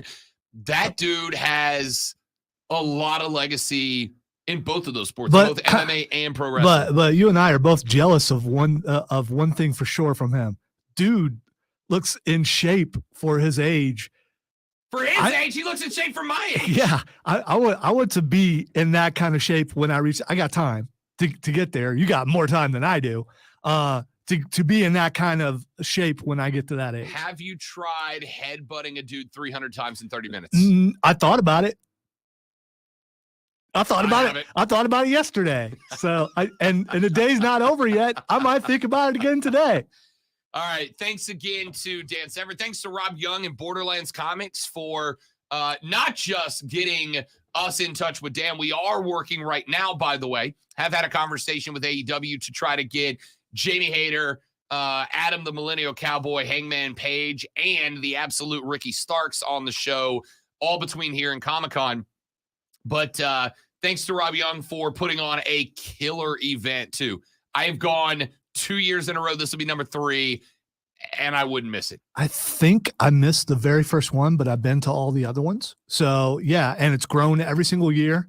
You can buy tickets right now online, SouthCarolinaComicCon.com, or you can go to Borderlands Comics and Games, 410 South Pleasantburg Drive, and buy your passes there. It's well worth it. Not only can you see Dan Severn and the wrestlers that Rob just mentioned, but there are, if you've watched The Mandalorian, then you know the armorer from The Mandalorian. She's going to be there. There's going to be Kevin Eastman. If you are a comic book fan, if you're a Ninja Turtles fan, he's one of the guys who created the Ninja Turtles. He's going to be there. And plus, it's just fun to go and look around. And all these things that you buy online and you get them and like, oh man, this doesn't look like, well, you don't have that problem at South Carolina Comic-Con. You can pick it up. You can look at it. You can see the quality of it and purchase it there. So you will see us there too. So I'm not saying that I have not pitched a live session of Ray Dio from somewhere at Comic-Con, but maybe. That's all I'll say. I don't know. Maybe. I don't think I'm good enough for that. Maybe. We'll see. Ladies and gentlemen, let's run to a break so we can get somewhat back on the clock. We'll come back here in just a minute, wrap up hour number 2. Hour number 3. That first segment is open for you, but I got to cram like 4 stories in there because I'm off tomorrow and Friday. Then we got Fight Club with Lonzo coming up at 11:20 since I won't be here tomorrow. Then we wrap it up with Twitter trending topics on the end of the show. Then I'm gone for 4 days. I'm sorry or you're welcome, whichever is more appropriate. Back after this on the Rob Brown Show on the Fan Upstate. Yes, me too, James. Me too. Also, I don't think you can see it on the stream, but I got a heavy patch of white coming in right here. I see it now because you know exactly where it was, Right too. here. That's weird. Yeah. I saw it yesterday. I was like, Yeah, me oh too. my Lord. It's all right here. I got white coming in right here. Although I saw this thing and I'm almost willing to try it just to see if anyone notices. Just for men? There's a 1-day brush. Is there? There's a 1-day brush and it also fills. So maybe it would not only get rid of the white, but it would make it look fat just for 1 day and then it can wash out. By the way, Joey B, I got to tell you, Midwest Murder Grandpa is a hilarious nickname.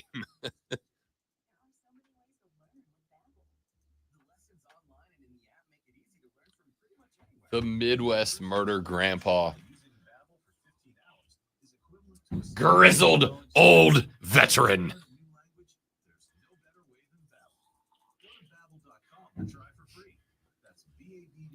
I'm guessing his line's going to be pretty long though. I'm hoping to get another interview with him because I don't think you understand how much I'd love to ask him about that.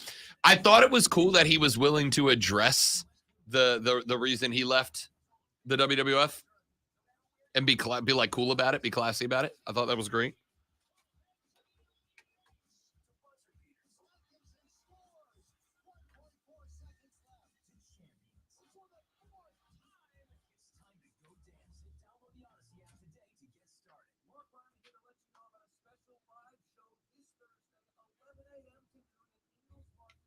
I love interviews, but getting to do it on StreamYard just means. Isn't that cool? Yeah, and it really is cool.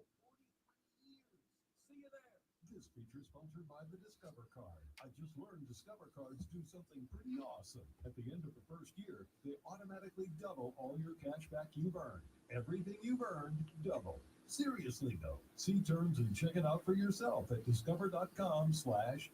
Hey, I'm Andy. If you don't know me, it's probably because I'm not famous. But I did start a men's grooming company called Harry's. The idea for Harry's came out of a frustrating experience I had buying razor blades. Most brands were overpriced, overdesigned, and out of touch. At Harry's, our approach is simple. Here's our secret. We make sharp, durable blades and sell them at honest prices for as low as $2 each. We care about quality so much that we do some crazy things, like buy a world-class German blade factory. Obsessing over every detail means we're confident in offering a 100% quality guarantee. Millions of guys have already made the switch to Harry's, so thank you if you're one of them. And if you're not, Yes, after something like that, you just need to take a breather. Just a little one. with a 5-blade razor, weighted handle, shave gel, and a travel cover, all for just $3 plus free shipping. Just go to harrys.com and enter code JOY at checkout. That's harrys.com, code JOY.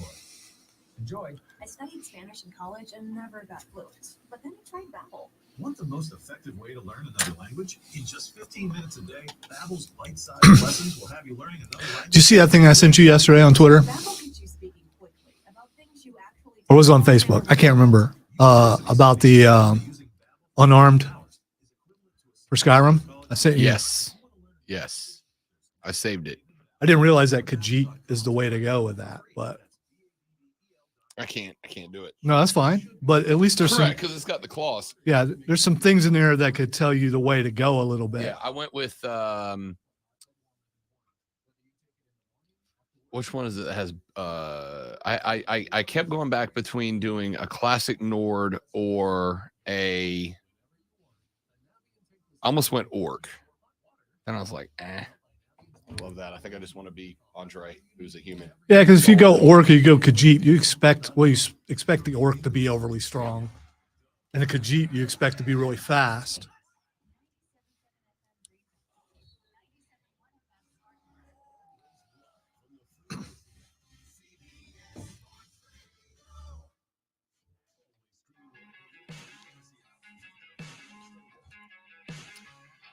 All right, let's get back on it. The Rob Brown Show rolls on.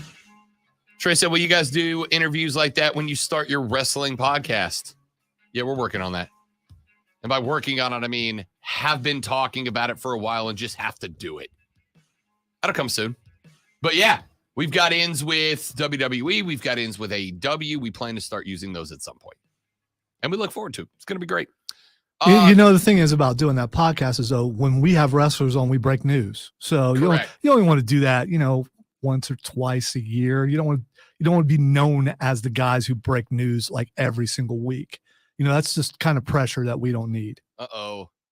Adam Thielen is trending. Rappaport reporting that Adam Thielen is in Charlotte today, like now. Don't hate that. Yeah. Rashad said it too. Yeah, he did. I know. Yeah. Rashad said, don't let him leave Charlotte. Yeah. I'm big on the Hurst thing because I think that Hayden Hurst pickup is mwah. I think Hurst has been really good wherever he's been. He's been on several different teams, and you don't notice that he's there till he starts catching the ball. I mean, for Cincinnati, Burrow's going to miss him. You know what's infuriating? By the way, speaking of tight ends, how about the Raiders sending Waller up to the Giants? What a move that was. And by move, I mean awful. So have tight ends suddenly gone the way of running backs? They've been devalued, and they're all the same. I don't understand how many great teams in today's game have a great tight end centered around them, right? Hell, what little success the Raiders had almost exclusively came when Darren Waller was on the football field. Lonzo, how important is Travis Kelce to Kansas City? He is essential. I would argue Travis Kelce is more important than anybody not named Patrick Mahomes on that team. I would agree with you. Honestly. I go back and I look at the Saints Super Bowl run. Who was the tight end? Jeremy Shockey. At his prime. Like almost every top-tier team understands the value of having a pass-catching tight end. Now, you want an elite caliber tight end that can not only catch passes but can block. Again, Travis Kelce is the mold. But my goodness, if you are going to have, maybe ever before, if you are going to have a brand new quarterback, right?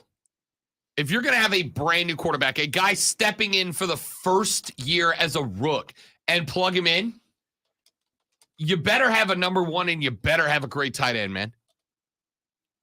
You know what else? And you didn't mention this. He's a Gamecock. He is a Gamecock. That is correct. Want to throw that out there. As Shane would say, welcome home. Top tight ends in the league right now. Top of your head. I'm going Kelsey 1. Kittle 2. I'm going to go Darren Waller 3.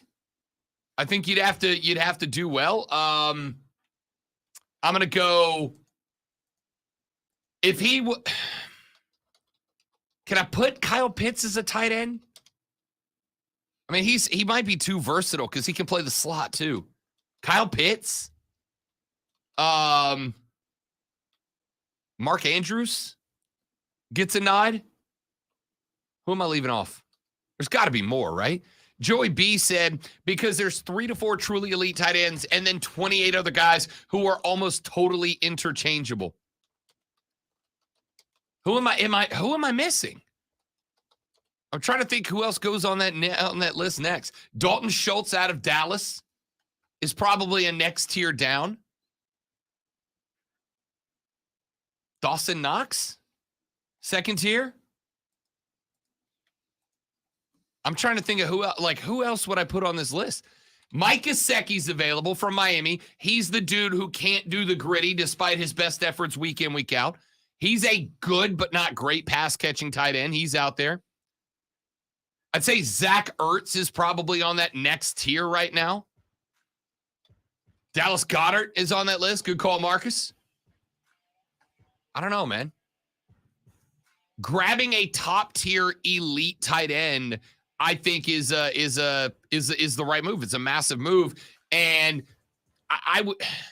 Hayden Hurst knocks on the door of elite tight end, right? I don't know if he gets in, but he knocks on the door. That's massive for the Cats. Give me a guy for CJ who can sit down in the middle of the field and demand defenses pay attention to him and open up the outside for him. I love that signing. Let's take a break. We'll come back. Hour number 3 is next on the Rob Brown Show on the Fan Upstate.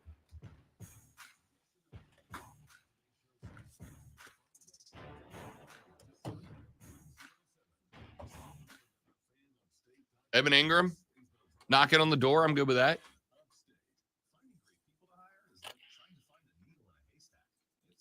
Goddard, yeah, Goddard's tier 2. I agree.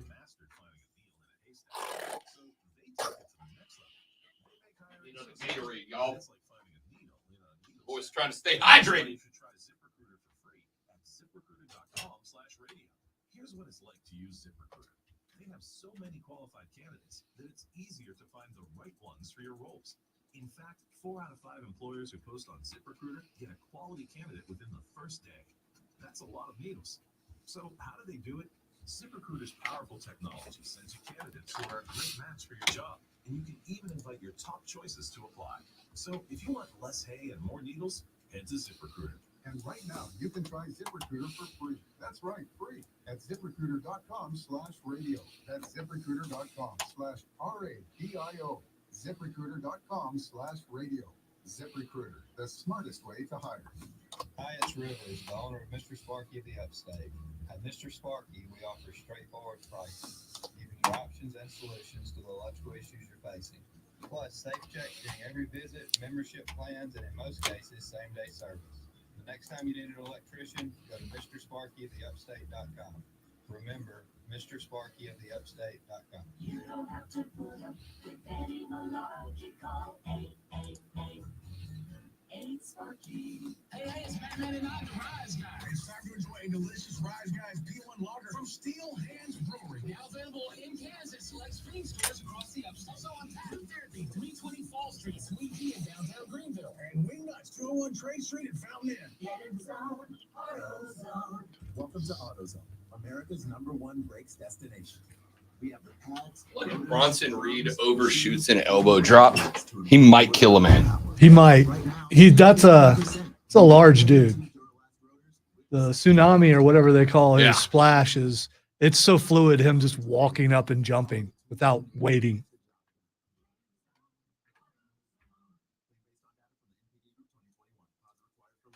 Discover credit cards automatically double all the cash back you earn at the end of your first year. Which means, wait, hold up. Question for Also, my favorite interviews are the ones where you go, I can make 5 promos out of this. Yeah. At least. There'll be a lot of editing, though. I have to do a lot of squeezing.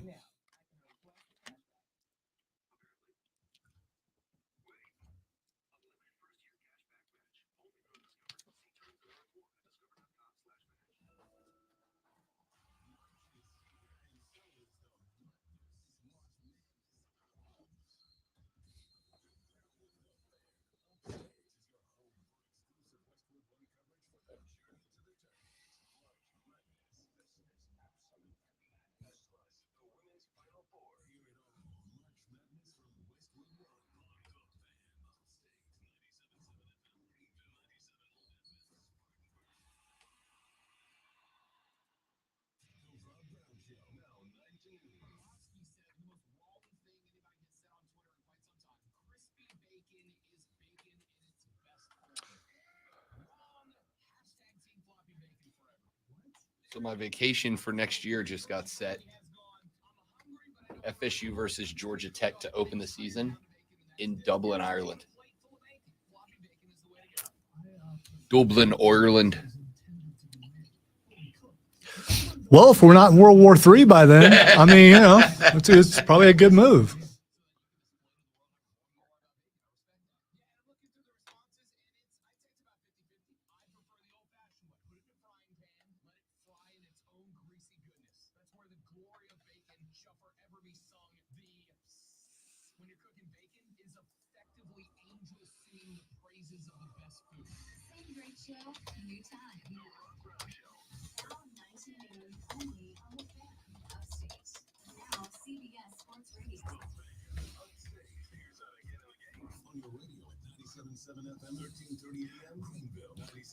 Lisa says she's going to Ireland with you. Let's go. Let's go, Miss Lisa. Her maiden name, McLean.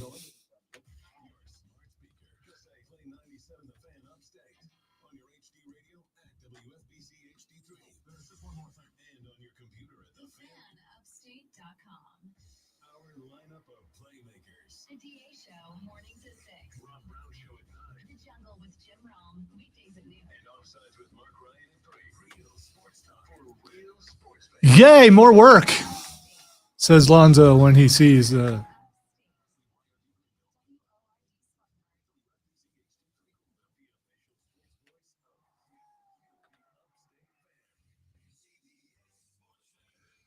All I got to say, and I hope he's watching the stream, the boss deserves a vacation. He does, which he'll be starting tomorrow.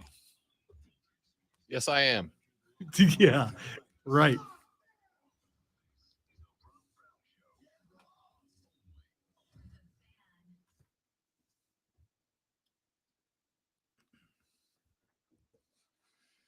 The third, the final, the best, the money hour of the Rob Brown Show goes now. This is the Fan Upstate. Welcome, y'all. Great to have you. Absolutely stacked show today. We talked Furman versus Virginia back in the first hour. We had Rashad Beard, host of the Panther Nation podcast, join us on the show. The Beast, Dan Severn. Lonzo, you recognize it has been an hour since we started that interview? Time flies when you're making top-tier content. Wow. That was still, dude. That was really cool. It really was. Stop that. I'm a professional and I'm not going to. Man, this is ridiculous. We live in the age of podcasts. It's okay to be a fanboy, and I definitely am one. Love that talk with Dan Severn. We talked tight ends in the NFL. Last segment, as Hayden Hurst is set to become a Carolina Panther today. We're just a few hours away from NFL free agency officially opening up. Alan Lazard has agreed to a 4-year, $44 million deal with the Jets. That's not the story. The story that I find very interesting here, Zoe, is that Alan Lazard was apparently on a wish list that Aaron Rodgers sent to the Packers. To the Jets, I mean. Okay, so I think this would constitute breaking news. According to the NFL's own Twitter account, the Eagles are going to release Darius Slay. Really? Not trade him. Not just gonna. He's said he wanted out of there, and they're gonna release him. This dropped just a couple minutes ago. As my dude James dropped on the stream a little while ago, Mahomes broke the Eagles. That's interesting. Darius Slay was a top-tier talent for them last year. That's got to be a cap thing, right? Where does he end up? You know he's going to do you if you're a GM, do you go, yeah, man, he's troubled. We don't want that guy on our team. He wanted off of that team. I don't think so. I think he's pretty good. He's going to end up somewhere pretty quick, probably. Yeah. Yeah, I suspect that he will end up getting signed on somewhere like real quick. Yeah, later on, Offsides should have an opportunity for a bunch of breaking news where a bunch of free agents go elsewhere. Without a doubt. It is going to be. Brandon would like him to come to Atlanta. I bet he would. You know who else would? Every other Atlanta fan. Would you take him on the Saints? Hell yeah. We. Hey, Slay, you saw what it was like on the other side. Come on over to that other side. Come on over to the Chiefs. We got a spot for you. I would take him in a heartbeat. Are you kidding me? Absolutely. Absolutely. I will make room for you, big dog. No problem. Anyway, we'll see where Darius Slay ends up. So Aaron Rodgers submitted a Christmas wish list to the New York Football Jets. Alan Lazard was on it. It's also known as the Tom Brady list, I believe. I believe that's how that works. I mean, let's be real. If you are elite talent quarterback, you get concessions, right? Because I'm hearing a lot of people complaining about how could he do all this when Brady did the same exact thing. So why is it okay for Brady and it's not okay for Rodgers? I'm watching. We got one of the. It's also like LeBron going, yeah, I'd like this guy there, this guy, which worked early on in his career. It hasn't lately, but you know. We've got the talking heads up on the television here in the Palatial Fan Upstate Studios. And the conversation right now is, are you okay with Aaron Rodgers having a wish list? And my answer is, I don't particularly care if you're not, to be quite honest with you. It doesn't really matter if you are okay with it or not. My dude is a year removed from winning an NFC MVP. Is Aaron Rodgers still Super Bowl caliber? On the right team, for sure. Yeah, 100%. On a team that will actually get him some weapons and provide a decent defense and all the things that you probably need to win a championship, for sure. Yeah. It's not really a question. Aaron Rodgers is absolutely still Super Bowl caliber. And if you agree that he is, which I got to think most of us do, right? Like, I think most of us have got to believe that he's still Super Bowl caliber. If he is, and oh, by the way, he is, then you do what it takes. And by the way, it would be one thing if he made a wish list and he's like, get me the 4 best receivers in the game, break the salary cap to get me just receivers. He asked for Alan Lazard, allegedly, Alan Lazard, Randall Cobb, Mercedes Lewis, and Odell Beckham Jr., which, by the way, had a workout earlier this week. Odell did, and apparently it went pretty well, as he's still allegedly recovering from that knee injury, sat out last year. No, I got no problem. In fact, not only do I have no problem with this, the only problem I would have with this would be if the Jets didn't do it. That'd be the only problem that I had. I love it. I love it. Yeah, stop being hypocritical, people. Okay, if it's okay for one high caliber player, it's okay for another. You know what? The Jets could say no, but you know what they won't do? They won't say no. You got a chance to get Aaron Rodgers there. They're going to do whatever they can to get him there. By the way, talk tight ends. How about Melinda hitting us up on the Twitter? Fan favorite, P1 Melinda. Stop and think, what was the difference for Brady this past season and in all of the other successful seasons he had? No Gronk. Yeah, I mean, you had a new head coach, too. No Bruce Arians there. Bruce Arians like Andy Reid light, metaphorically speaking, of course. But no Gronk was a huge hindrance for Brady. That's why I love the Hayden Hurst deal. Yeah, I got zero issue with this, man. Zero issue with Aaron Rodgers having a wish list. I'll tell you right now, if there are any of you that wouldn't want the opportunity to pick your coworkers, good on you, mate. Lonzo, if I told you right now that the fan upstate gave you complete control to pick your coworkers, I think we'd fall out of the chair with excitement. That's just way too inside for me to comment on. I'm where I need to be, Rob. I love it. Me too. And where I wanted to be. Exactly. So there you go. Look, it really just comes down You to. didn't think that one through, did you? It really comes down to the reality is Aaron Rodgers is an NFC MVP candidate every single year. And he's probably got at least 4 or 5 left in him. The Jets were already very close to being a divisional threat in the East. That's not a question, that's a statement. It's not a prediction, that's a spoiler. If they would be a AFC East. I'm not going to say favorites because Buffalo's right there. But I tell you, if you ask me to set the betting line on that, on AFC Eastern Division champion next year, with Aaron Rodgers, just adding Aaron Rodgers to the fold, I'd say Buffalo minus 125, New York plus 120. With Aaron Rodgers, Randall Cobb, Mercedes Lewis, Odell Beckham Jr., and Alan Lazard, I might go even money split. All right, here's the thing. If Aaron Rodgers goes to the Jets, they're automatically above Buffalo. Because Aaron Rodgers has done something that Josh Allen hasn't done, and that's actually win. He's pretty good in the regular season. You know why? Because they haven't had any competition. Suddenly, the Jets are competition with Aaron Rodgers. They absolutely would be.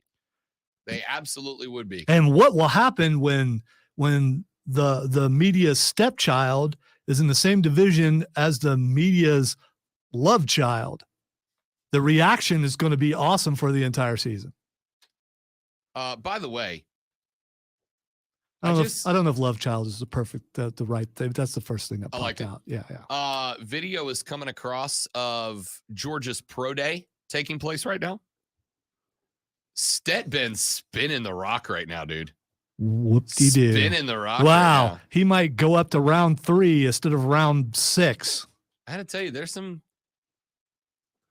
talk about Stedman making some noise, man. I don't hate it. I really don't.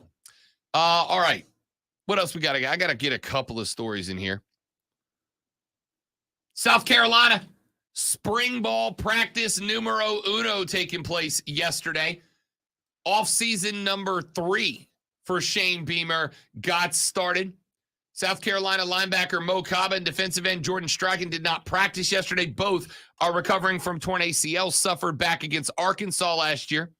Kaba expected to be in the middle when the defense is healthy as a starter, so they would love to get those guys back, but this is what spring is for. Take the time to be at the facility, on campus, getting healthy with the pros. Not that big of a deal yet. Gamecock offensive lineman Kason Henry and defensive tackle Tonka Hemingway were also spotted on the sidelines with varying injuries. Henry had a compression sleeve on his right leg and used crutches to move around. Hemingway, Beamer had already told us once, when missed time this spring, was on a scooter and had his left foot in a boot. So we will get continued updates on those injuries. One of the most interesting situations is ex-Ivy League tailback Dante Miller, who was at practice yesterday. It's interesting because at a spot where South Carolina can use some depth, Miller has unclear eligibility right now. Transferred, was thought to have exhausted his eligibility, but Beamer has said they might be able to get another year out of the ex-Ivy League tailback. So big question mark there. Dakarrion Joyner worked with the running backs during the portion of practice yesterday that was open to reporters. Joyner worked through ball security drills alongside Juju McDowell and Mario Anderson. The converted QB has spent the bulk of last 3 years at wide receiver, but Dak Joyner has very frequently been utilized as a Wildcat-style runner in spurts. And obviously that trend is going to continue.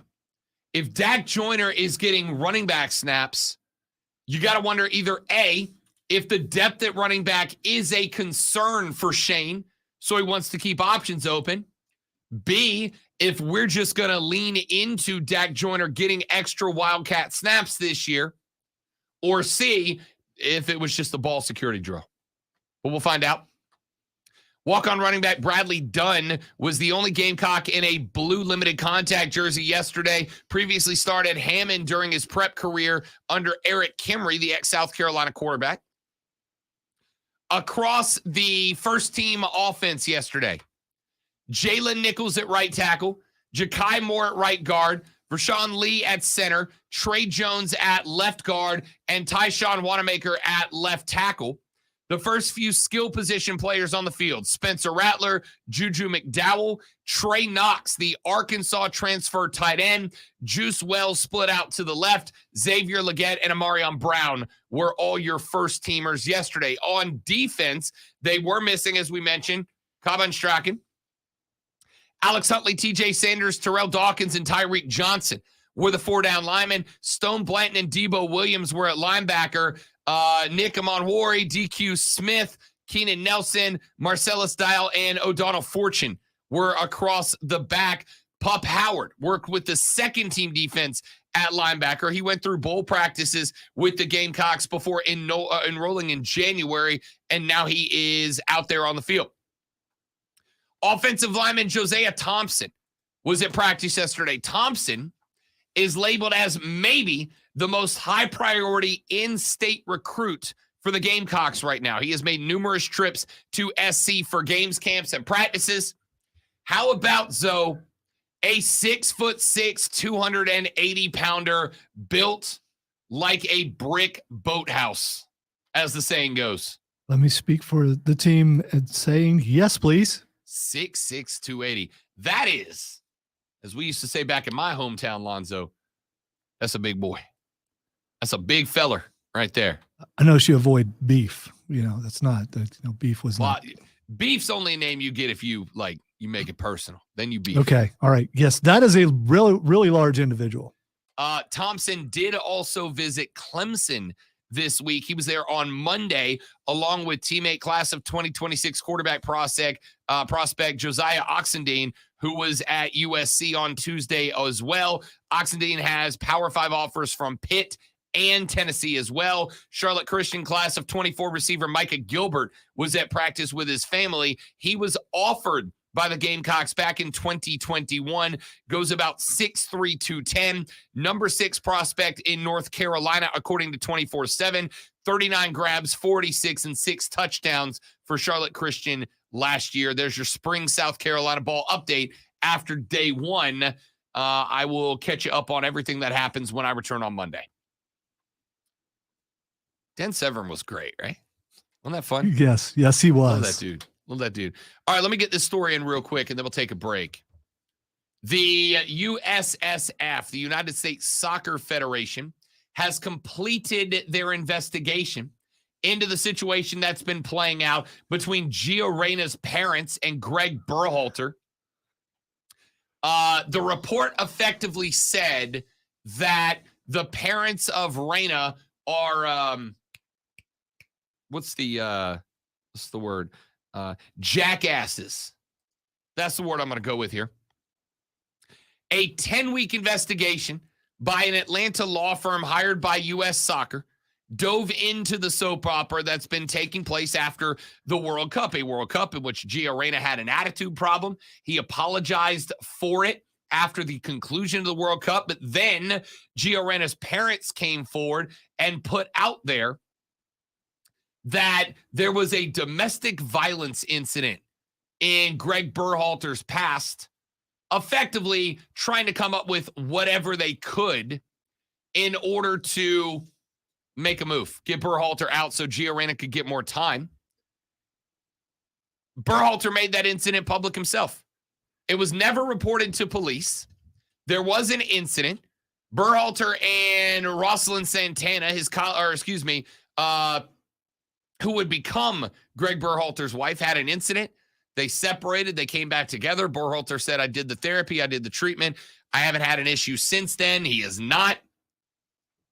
So the 20-year-old saw his parents, predominantly his father, repeatedly use his status within U.S. Soccer to try to earn favorable treatment for his son, which is too bad because his son's an absolute baller. He's an absolute playmaker. Reyna, when he did not get what he wanted, went with the situation to U.S. Soccer. They did the investigation. They came back after, by the way, a number of U.S. Soccer Federation higher-ups went, yeah, I don't want to deal with this crap, and bailed on it. And the report comes back that says, yeah, Gio's dad sucks. Now, here's what really bothers me. After the investigation, it is very, very clear, very, very clear that what happened is on Claudio Reyna, Gio's dad. But then Gio Reyna's PR agent released this statement yesterday. Quote, U.S. Soccer is a small community.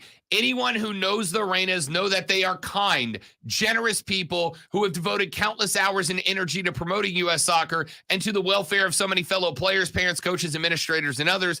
They are also a tremendously loving family that was profoundly impacted by the terrible loss of their eldest son, Jack, to cancer in 2012 at the age of 13.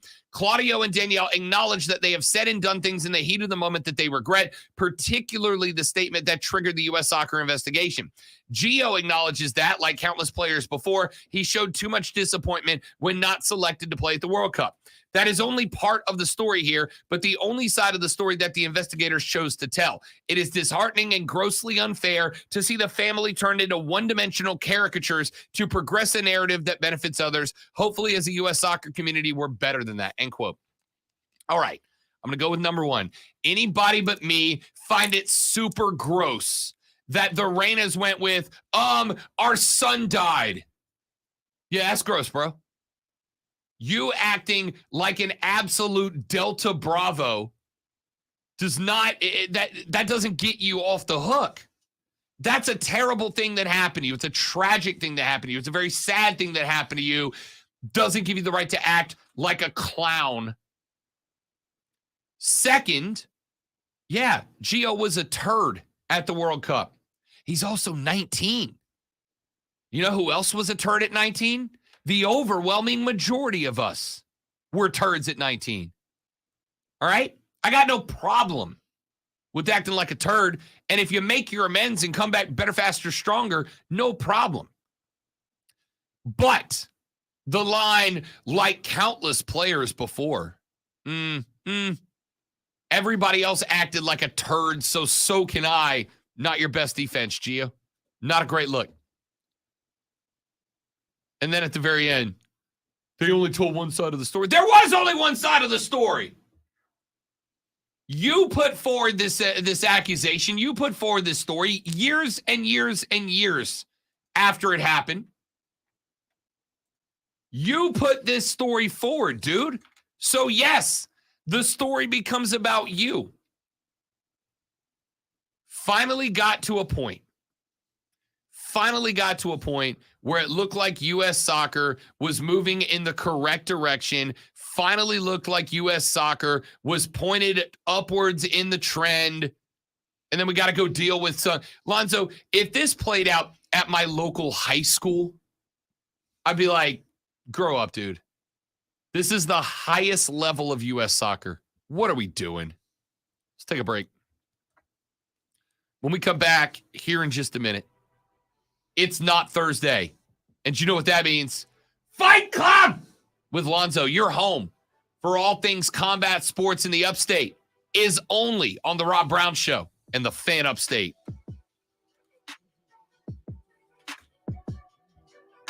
Hey, that's WWE Intercontinental Champion, the Ring General Gunther.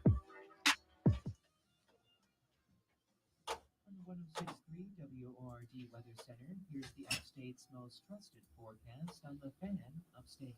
For today, lots of sunshine.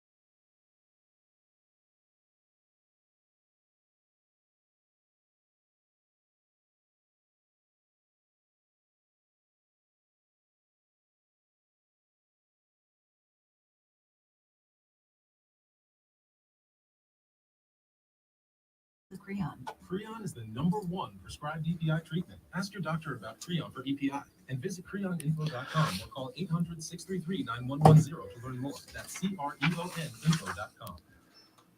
I studied Spanish in college and never got fluent. But then I tried Babbel. Want the most effective way to learn another language? In just 15 minutes a day, Babbel's bite-sized lessons will have you learning another language in as little as 3 weeks. Babbel is all conversation-based, so it gets you speaking quickly about things you actually talk about in the real world. You'll really see a difference in how you can speak and how conversational you can be in just a few weeks. Babbel isn't just lessons. You can listen to podcasts, play games, watch videos. You can even take live online classes with a language teacher. There are so many ways to learn with Babbel. The lessons online and make it easy to learn from pretty much anywhere. University studies have shown that using Babbel for 15 hours is equivalent to a semester of college Spanish. If you want to learn a new language, there's no better way than Babbel. Go to Babbel.com to try for free. That's BABB.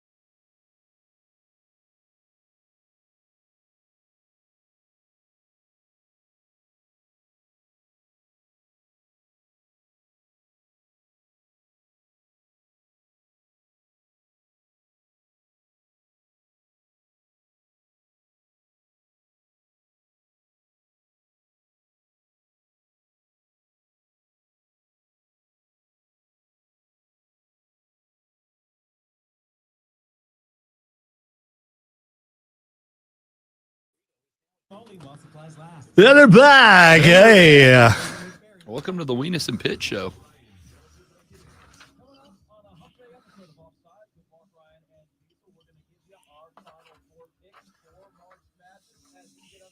The very latest in terms of NFL free agency. What are the Panthers doing? Plus, Mike Boswell and Bob Ritchie from Furman set to join us all on a Hump Day episode. Offsides with Mark Ryan and Diesel. Number one for real afternoon sports talk. Offsides with Mark Ryan. 3 to 7. Upstate. Just don't think he's good enough to be. My style is impetuous, my defense is impregnable. Not just promotion, I want your heart, I want eating children. I like to make this absolutely nobody.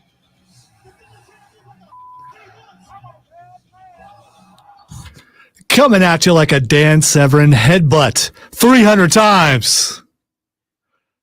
Go count them. If you don't believe it, go count them. That match is actually on YouTube. To sit there and try to count, they're pretty fast though, so you might miss one here or there. A shout out again to Rob Young from Borderlands Comics and Games and South Carolina Comic-Con for getting that interview with Dan Severn last hour. If you missed it, it's already up on podcast, and you can also check it out on Facebook, YouTube, Twitch, and Twitter. I guess you can replay on those other things. I don't know. I know you can do it on Facebook. Check it out. It was definitely worth it. All right. I have a question for Rob Brown. Can Cody Rhodes do a bad promo? Can he? Yes. Does he? Not really. Not really. Just watched Raw. Well, most of it this morning. I'm so conflicted because on one hand, Cody is so much better than he used to be, right? Just so much better. On the other hand, I can't get out of my head. I don't know if this is true or not, but I can't get out of my head just a little bit of disappointment that I get that you want it to happen at WrestleMania, but I can't get out of my head the disappointment of WWE feeling so whatever inspired to put Cody Rhodes at the top, that you have effectively taken everything Sami Zayn has done to build up this incredible story around he and Jay and the bloodline and be like, yeah, this story was always about Cody. No, it's not. Why is Cody the final boss here? Jay Uso should have all. You could have Jay be the final boss, have Jay be the guy to dethrone his own blood, and then you could have Cody take it from Jay 2 months later, give him the old Kofi Kingston treatment, and we'd all be good with it. No, we all would not. We all would not be good with it. Cody. We all would not be good with it, and you don't know how this whole thing's going to end. I think you're making an assumption that it's going to be all that. Believe it or not, we could go to WrestleMania and Cody could lose. Dollar bet says Cody wins. I know it's built up that he's going to win. Which belt? Dollar bet. Which belt? Doesn't matter. No. Which belt? Which belt? Will he win the championship belt, or will he win the tag team belt? You're getting into you know what belt. He's fighting Roman Reigns. Yeah, one night. Right. One night. So the whole thing was going to be or the rumors and fantasy booking or whatever that Kevin Owens and Sami Zayn would win the tag team titles on one night and Cody would win the championship on the other night. How do you know it's not going to be Cody and Sami win the belts on one night and then Cody loses the Ultimate Championship the next night? And then you push this over to Backlash, WrestleMania Backlash. Yes, that's what they're going to do. They're going to culminate the story at Backlash, not WrestleMania, not the most watched spectacle in all of sports entertainment. You're going to pay it off at Backlash. What if Cody is set to win the championship and Sami costs him the belt? Okay. And what? Sami rejoins the bloodline? What's the point of that? Like, where are we going with this? But Roman asked him, told him that he needed to prove himself. Maybe this is how he proves himself.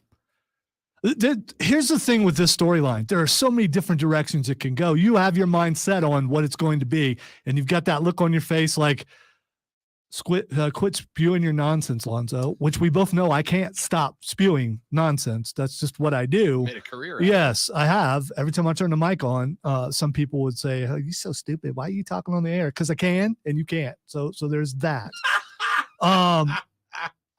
Do I think Cody will win the championship? I don't know yet. I do not know. If we had to pick today, I could not say definitely I thought he was going to win.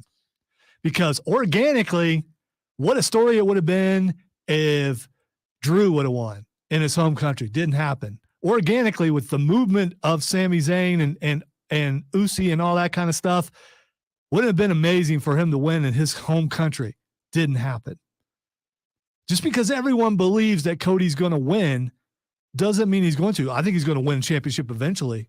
I'm not so sure it's going to happen in WrestleMania. I could, if you had to put $1,000 down right now, you would put it on Cody winning. Yeah. You would. I would not. I could not. Texter says, Robin Lonzo, Cody going to lose. Roman's going to be champ for 1,000 days. The match will probably be a DQ. I'm going to tell you right now, if they do another Roman DQ at WrestleMania, speaking of backlash, doesn't matter. None of us are going to stop paying attention to it, but Yeah, James on the stream says, I'll bet a nickel Cody ain't winning. dollar bet. I'm in. And listen, not everyone can afford $1. I'm not saying that's $1 for me means a whole lot more than it does for you. By the way, Because, real quick, talent, producer side. Kansas City Chiefs defensive tackle Kalen Saunders is expected to sign with the New Orleans Saints today. Who? Your best defensive tackle from your Super Bowl team. Who? Okay. Everyone knows Kansas City doesn't play defense. They ain't figured out how to do that. If they did, it would definitely be a dynasty right now. And every game 65-64. Probably. If they can figure out how to play defense. Absolutely. All right. Judgment Day versus Johnny and Dexter Loomis. Did you watch that match? Did I watch it? I had it on while I was working. All right. So that was a very good match for one major reason, in my opinion. We got to see what Dominic Mysterio looks like against a smaller wrestler. Dominic against Johnny Gargano was awesome. And it is just a preview of what we're going to get at WrestleMania when he faces his father. I was concerned about him going up against someone with a lot of speed because it always makes him look slow. I think he's gotten better. Maybe it was his time on the inside that improved how he does things, because I hear it changes a man. But I thought the match was really, really good. And I think that Dominic versus Rey Mysterio, if that happens, will be a highlight of WrestleMania. Dominic Mysterio, when he started, I was like, all right, man, like the Nepo baby just can't do it. However, ex-condom is gold. It's great. You don't deserve to be in the Hall of Fame. The only Hall of Fame you should be in is the Deadbeat Dad Hall of Fame. Like, it's so simple, it's so dumb, and it was so perfect for that moment. All right, so Dominic Mysterio experiences heat every time he's at an arena. He's never experienced the kind of heat that he's going to get from 80,000 fans when he walks out. That might be the biggest pop, whether it's positive or negative, that he'll ever get in his entire career. Oh, 100%. Can you imagine 80,000 people But booing you? Listen, in Although every that could be form- happening right now, we just don't hear them. But in every form of entertainment, the attention you get, if you're getting attention, it's irrelevant if it's love or hate, as long as it's attention, right? Like, there's all these controversies going on about the way that celebrities were dressed at the Oscars the other night, right?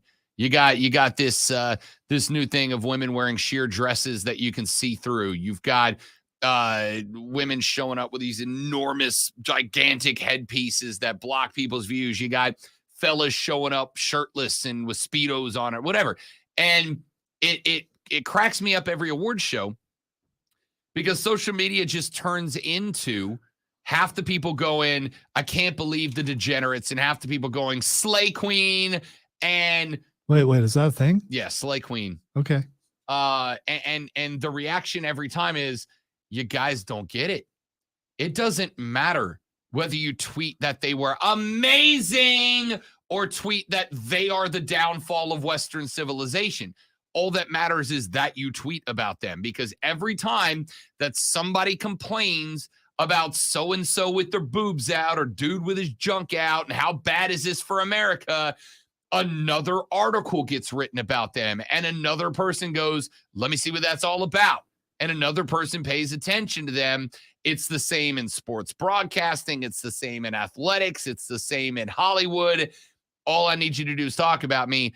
Dom coming out and getting the loudest boo pop of his life still makes him look damn good to the guys who signed the checks. Oh yeah, I can't wait to hear it, because the level of boos, and I don't believe that it's piped in, whenever he comes out in an arena, are noticeable. So what's it going to be like when he's out there in front of a WrestleMania crowd? And having him go up against one of the most beloved wrestlers of all time in Ray, spectacular. All right, I have the question. It's a very important question, and you can answer it on the stream too. Is LA Knight just a jobber? Let me talk to you, Lonzo. Yeah. Yeah. I have come to the conclusion. I think we both know that there's some people going to make me hate this guy, but he doesn't win. Is he just a jobber? Is he right now?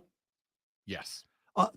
Should he be? A jobber is just someone out there to lose a match, to put someone else over, as they say in wrestling, to get that person. You just give that guy somebody to wrestle and beat. All right. LA Knight is on the Dom train of when that dude showed up.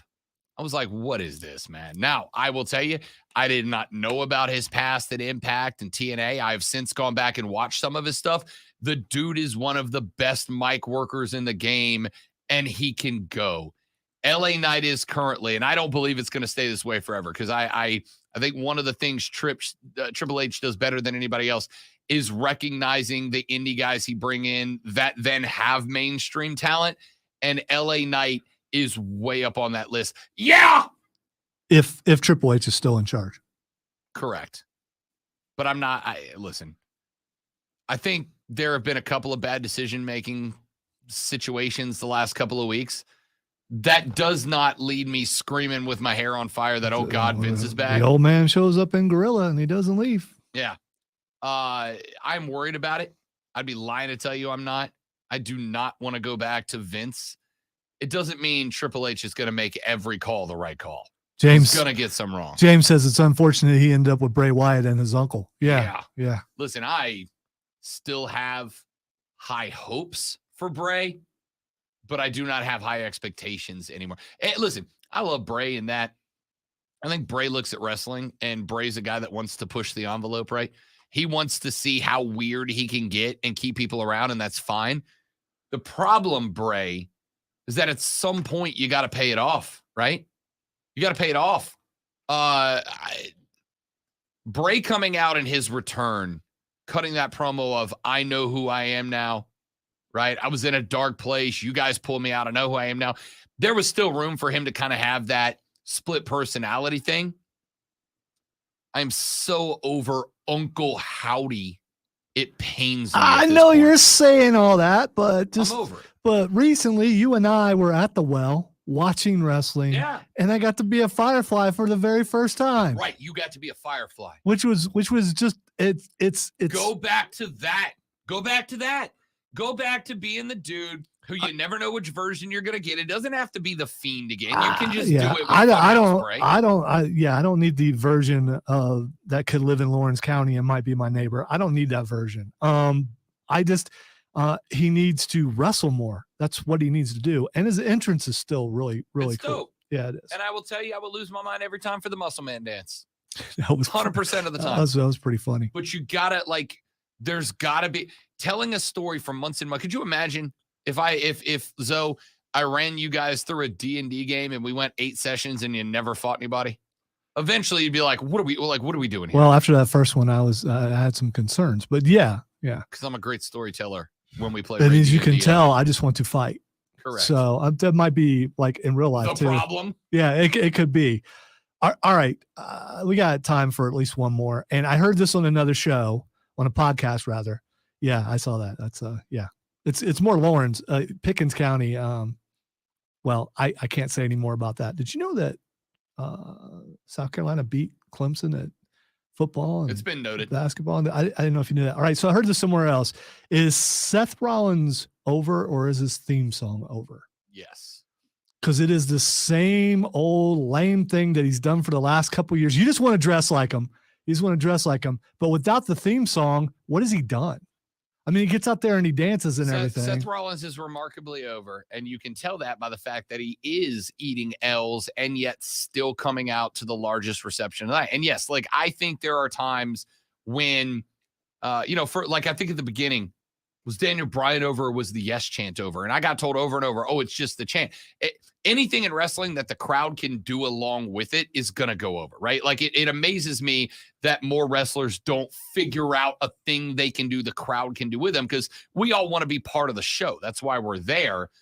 But you are beautiful on the inside. Daniel Bryan got the yes chant over, and it was just the rocket strap to his back.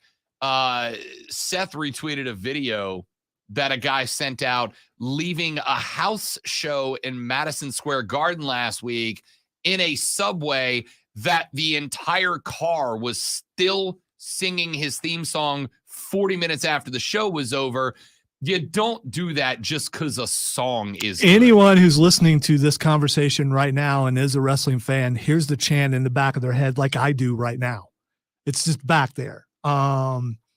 But I think just like you were talking about Bray Wyatt, I think the gimmick is tired as far as him coming out in the clothes and his weird laugh. I liked him better when he was like creepy video game guy. I am completely fine with it.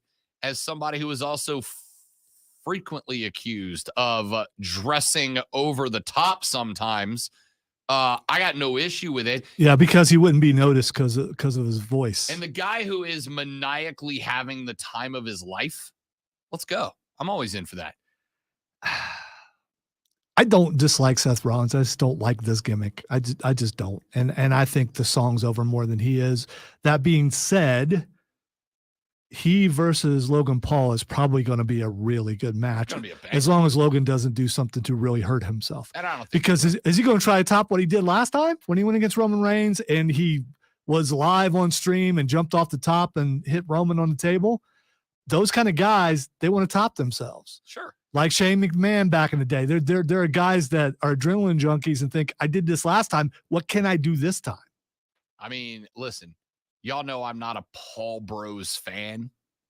Him going live on Insta when he frog splashed Roman from the top rope onto the announcer table was one of the best things I've seen in a very long time. I just hope he buckshot lariats Seth Rollins' fake-looking beard off his face. You're just mad you can't grow that good of a beard. I don't have that kind of patience. Ladies and gentlemen, we got to run to a break. When we come back, we hit Twitter trending topics. We call it a day. Again, I am out tomorrow and Friday, back on Monday. If you would like to join our bracket challenge, now's your opportunity. Go to twitter.com/The Rob Brown Show. You do not have to be on Twitter to go to that page. Click on the link I tweeted earlier this AM or email me, rob.brown@thefanupstate.com. rob.brown@thefanupstate.com, and I will email you the link for you to join the bracket challenge. We're back after this on the Rob Brown Show on the Fan Upstate. Yeah! Whoa!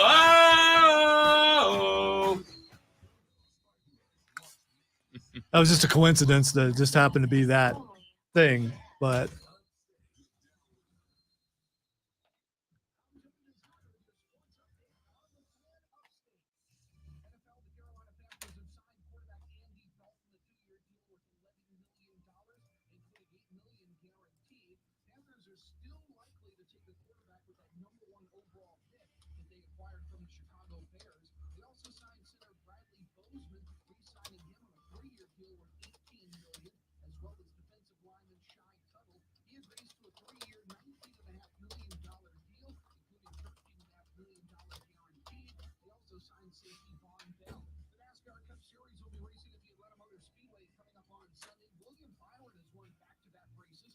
You're right, James. That's all he does. He just cackles, and it's just. I'm right here. It's so forced. I don't believe I've ever heard you cackle. Seth's fake laugh is nothing next to Bailey's fake laugh. Hers matches her character more than his does. Disagree.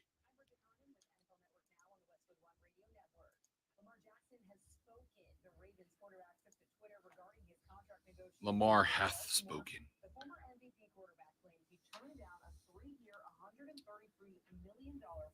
And I don't believe that for a second.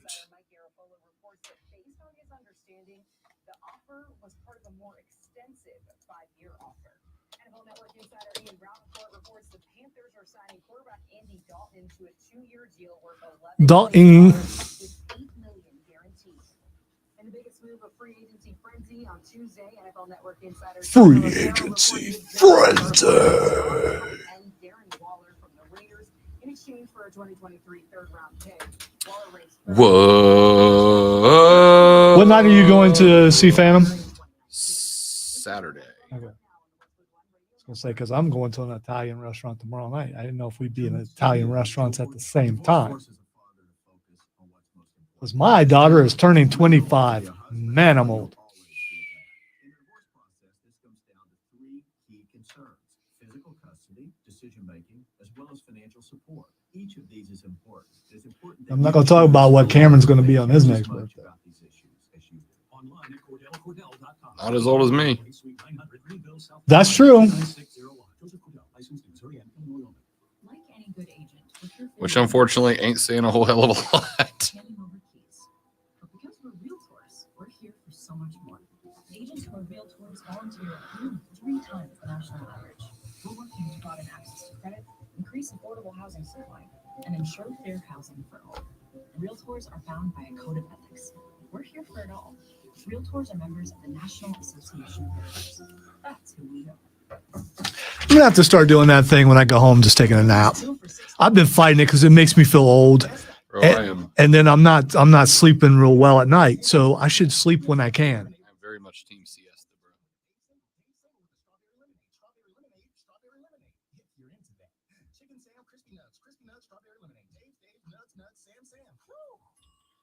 My mother said to tell you her youngest son in June will turn 35.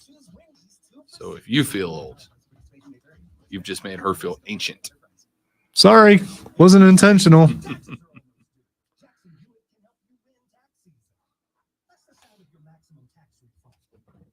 of getting 50% off tax credit. The sound of many of our competitors' prices going up. And the sound of getting to your nearest Jackson Hewitt. Hurry in for 50% off tax prep before this offer expires April 9th. Limited time offer for new clients filing in participating locations. Max value $200. Visit jacksonhewitt.com/50 for terms. Why have over 2 million That, James, is because you have made the unfortunate decision to be around the Rob Brown Show's YouTube page, and you are getting old Rob Brown newscaster videos from a million years ago. Back when he was a youngin'. Back in my day.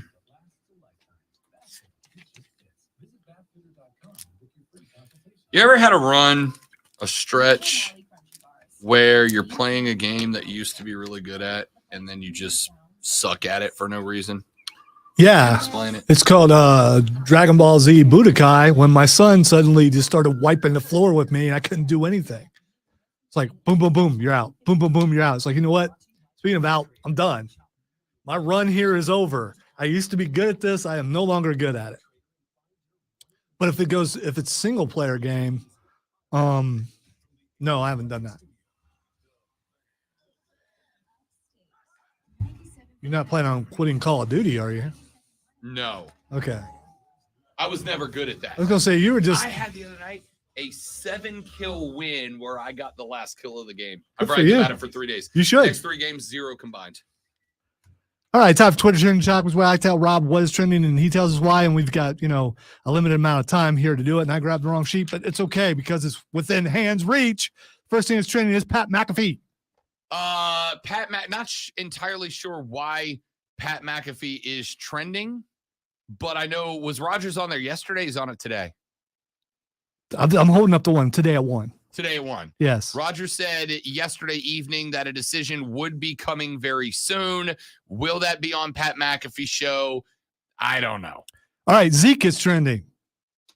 Zeke is trending because reports are starting to circle the social media that the Cowboys may be getting rid of Ezekiel Elliott, the two-time NFL rushing single season leader, which is unsurprising. They found a new dude last year in Tony Pollard. And on top of that, Zeke and Dak just never really seem to get the ball rolling. So Ezekiel Elliott's available. If anybody? No? Okay. He'll show up somewhere. Yeah, of course he will. Yeah, I mean, he may still have a little bit left in the tank. Maybe he's just tired of Dallas. It could be. All right. I think maybe Dallas is tired of him. Well, it's probably maybe mutual. The next thing that's trending is come to Carolina. So Adam Thielen is currently in Charlotte, North Carolina, having a discussion with Fitzy and Tep. We also saw that Hayden Hurst, the tight end extraordinaire, is going to be signing his deal later on today. I'm not sure if this is about the Panthers or the Gamecocks or the Tar Heels, who are trying to get their lives together as well, but lots of fans are making pleas to lots of players right now to get them to, well, come to Carolina. And it could be that a lot of people are moving here. I didn't look it up because I want to believe it has to do with the Panthers, but Sure. it probably has something to do with a lot of people moving here. And finally, the last thing that's trending, now I'm going to skip that and go, man, Dan Severn was awesome. That's what I'm going to do. Dan Severn was awesome, and we thank him, Rob Young from Borderlands, and everybody else who helped us pull that together because it was absolutely a blast. Ladies and gentlemen, I am out the next 2 days. Carlos with a K will be filling in. He's in 9 to 11 tomorrow. Then Mark Ryan will take you offsides at 11 to set you up for Furman v. Virginia. He'll be back in on Friday from 9 to noon. I will make my triumphant return on Monday. And I have got 2 or 3 new things we are going to debut next week. One of which I think you're going to be very excited about. Lonzo won't be here. That's okay. We're going to debut it anyway. You'll catch up when you get back. Enjoy your vacation, buddy. I won't see you for a week and a half. Well, you never know. That's true. You don't. Ladies and gentlemen, have a good rest of your week. Have a great weekend. Thank you guys so much for listening so that I can, have a job. See you back here next Monday. Don't drink and drive. I'll punch you in the face. The Rob Brown Show's on your radio. It's the Fan Upstate. Later, brother.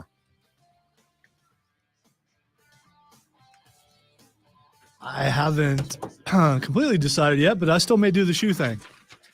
Hit me up if you do. You basically dared me to do it live on the show while I'm out. And it's just, and I hate being dared about something that I could actually do. And that is something I could actually do.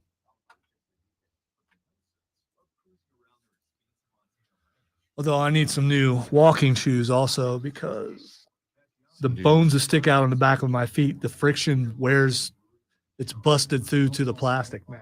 So.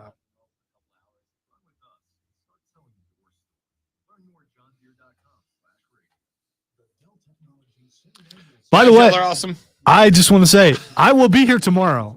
Rob won't be here, but I'll be here. I will so. not. But the stream will not be on. So Probably not. I'll probably go live a couple of times from up in New York City, depending on what I get into. So make sure you stay tuned to the social media. Thanks for watching, everybody. You're amazing people. We'll see you back here next week. Have a great one. Goodbye.